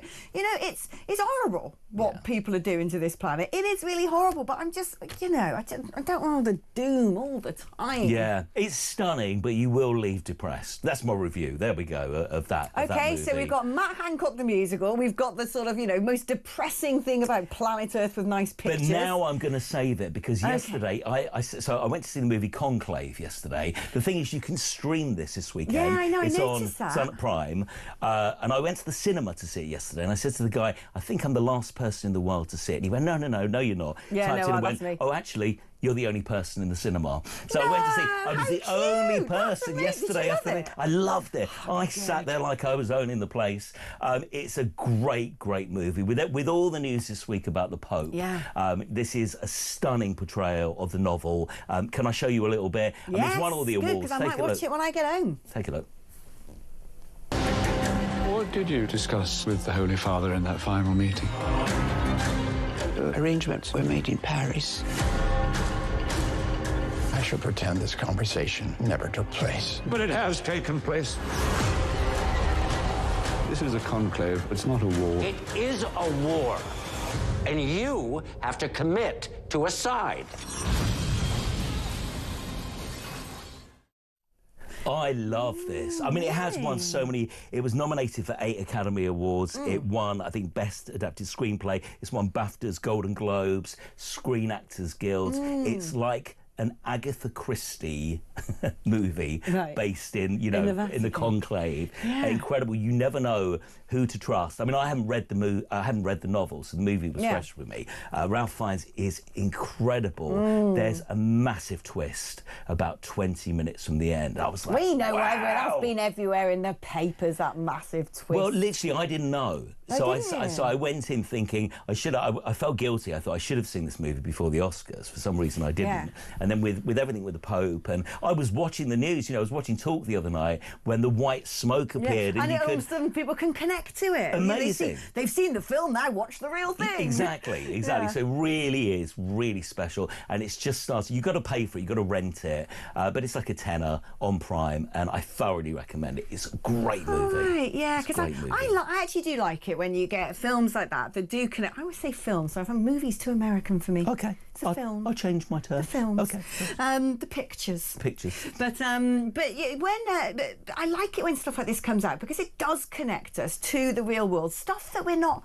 Well, you know, I don't know anything about the Vatican. I remember watching the film Two Popes. I was really poorly in Brussels at the time. My mum had come over, and I was like, "Let's watch something on Netflix." She's like, "Oh, I want to watch the Two Popes." I was like, "Oh God."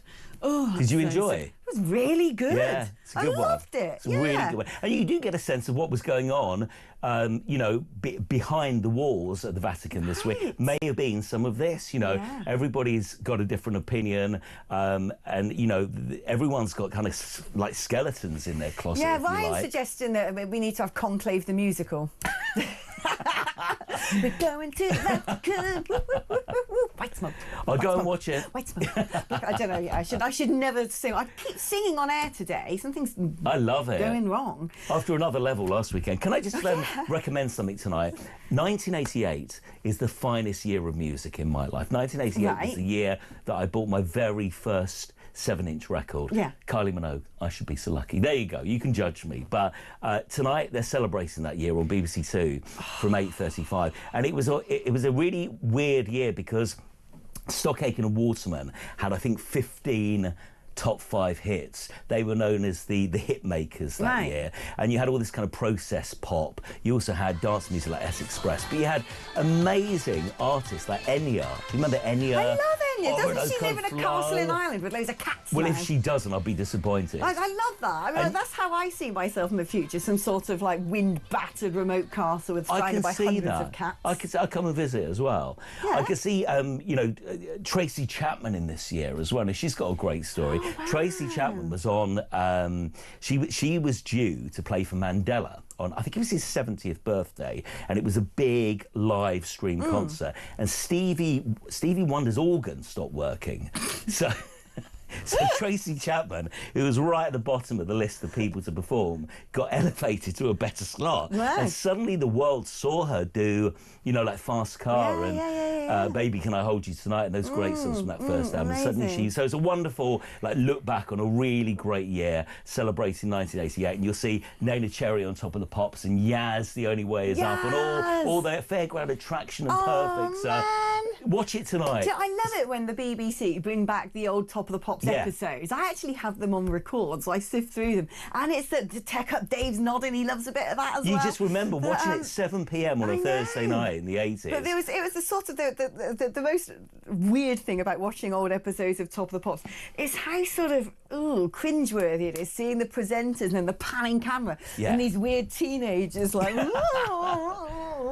Yeah, all the presenters used to go, Kylie Minogue's over there, and then the camera would zoom over. But some of the presenting styles were just like toe curling. But it's always great being able to sort of jump back into. But it was the only way back in 1988 that you could see your artist and see what they looked like and how they danced. But what was so nice back then is the charts meant something. Like we all got together and knew what was in the top 10. We all knew the same music. We listened to the same thing. Yeah. It was the same like when we only had sort of 3 TV channels. Everyone was watching the same stuff. So there'd be things to discuss at work and at school. Whereas now it's all sort of got so dissipated. And it was such a unifying thing. It was a real thing. You could get a record, enter the top 40, and it would take 10 weeks for that record to get to number one. Yeah, and bit by bit by bit by bit. You could see at the top of the pops when it was wet, wet, wet, and they'd be like, and still at number one, wet, wet, wet. And they would play about, 20 things that everyone's bored of it now. Turn it off. Let's go to titles. Oh, anyway, on that note, Steve, thank you so much. It's always wonderful having your company. The marvellous Steve Denyer, Alex ladies Phillips, and gentlemen. Right, we're going to take a short break now. When I come back after the break, it's time for your calls and your messages. The number 0344 499 1000. You can WhatsApp me on it. Probably a bit late for that as I'm about to read all the WhatsApps, and there's a slew of them I've got to get through, but not too late to dial those digits to speak to me. So hopefully we'll be catching up with some of you after this.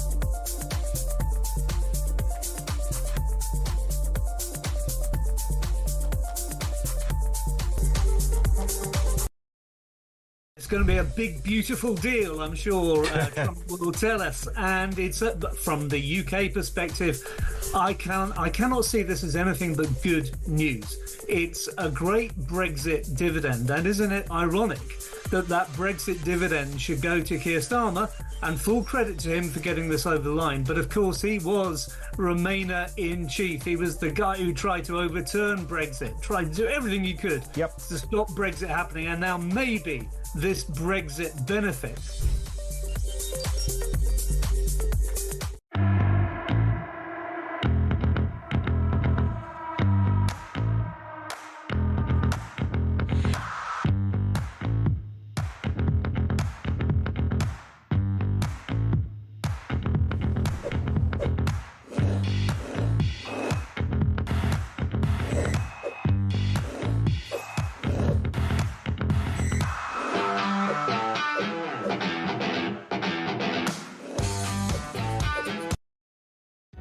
Across the UK, on DAB+, on your smart speaker, on your smart TV, and on your side.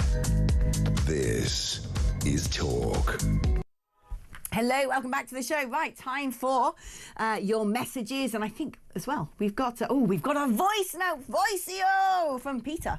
Good morning, Alex and Claire. Phil from Hertfordshire.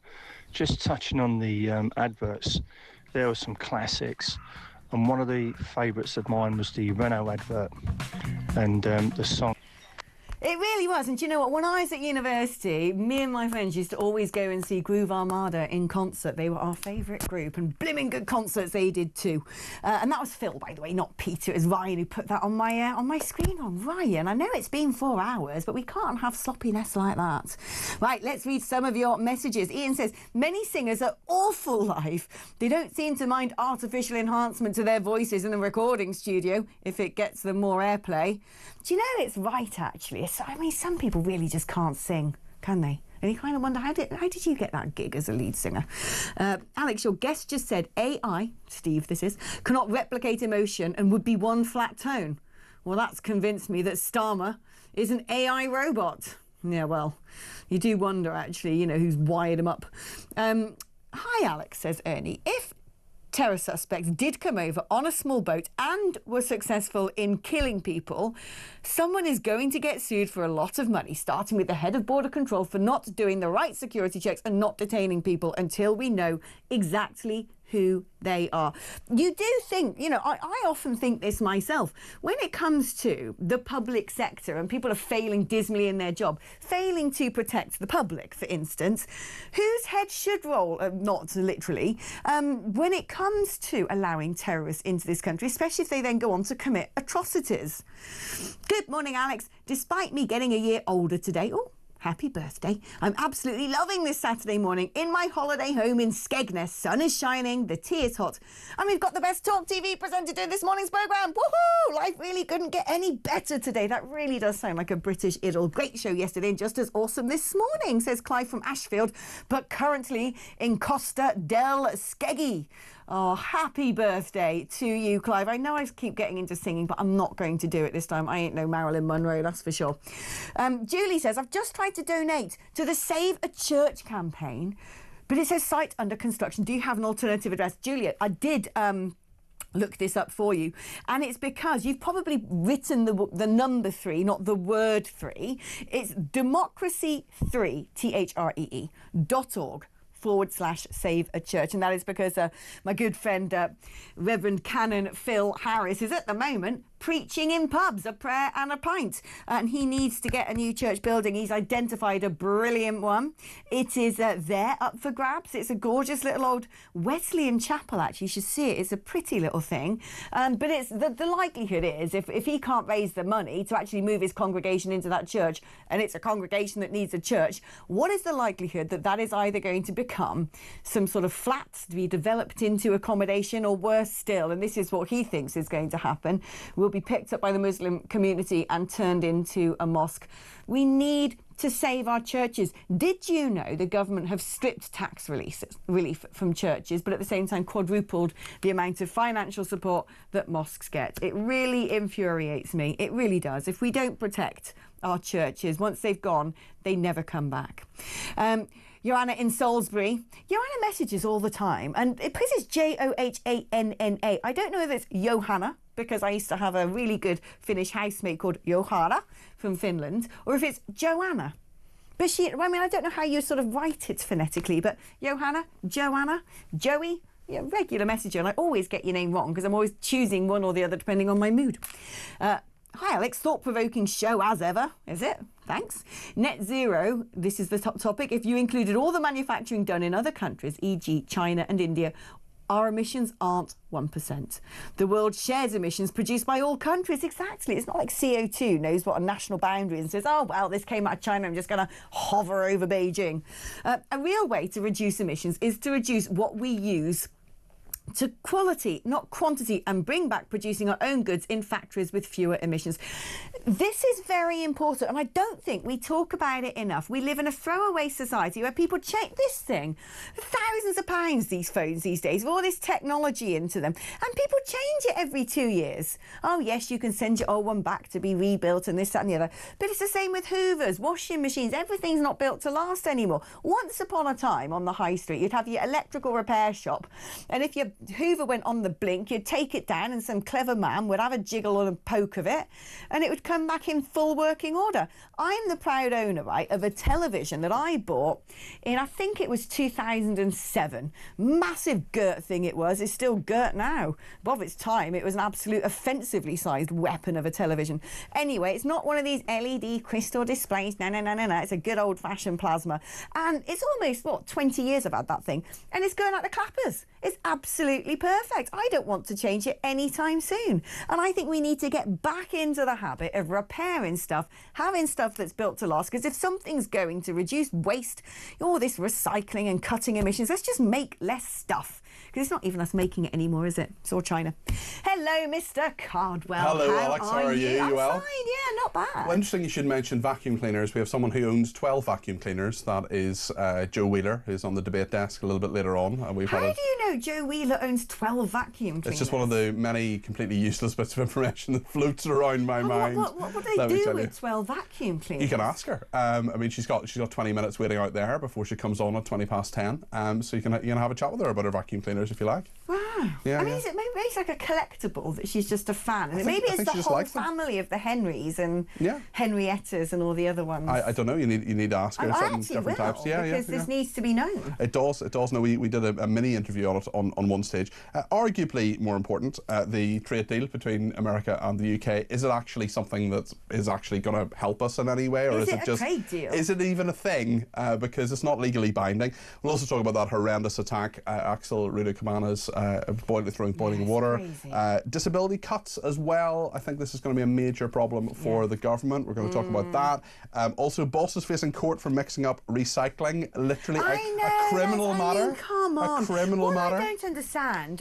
Where you live, do you get to just put all your recycling in one bag? Because I do. Yes. So who are these mad councils that you need 25 different bins? I know. If I get to put it all in one bag, why can't everyone just put all their recycling in one bag? Well, it's very silly. We also have sent in by a viewer actually who wanted us. Animal welfare is a big thing that I care about, and there's a police dog in Scotland, Zara, who had a great prognosis post-surgery but was put down, and we're asking what happens to police dogs after they're police dogs, essentially. And there's a charity there that said, well, we're going to find out. I mean, quite a number of them are put down. Also, there are quite a few people being sent back to Afghanistan. Afghanistan is accepting an awful lot of former refugees. We're going to deal with the Taliban? Well, we haven't, but other countries have, and the UN is saying it's fine for many people to go back to Afghanistan. I wonder at what cost. Leading us to the question, well, why can't we send our refugees back to Afghanistan? We're talking about that. Also, are people anxious or just a bit stressed? That's a question we're asking as well. I know.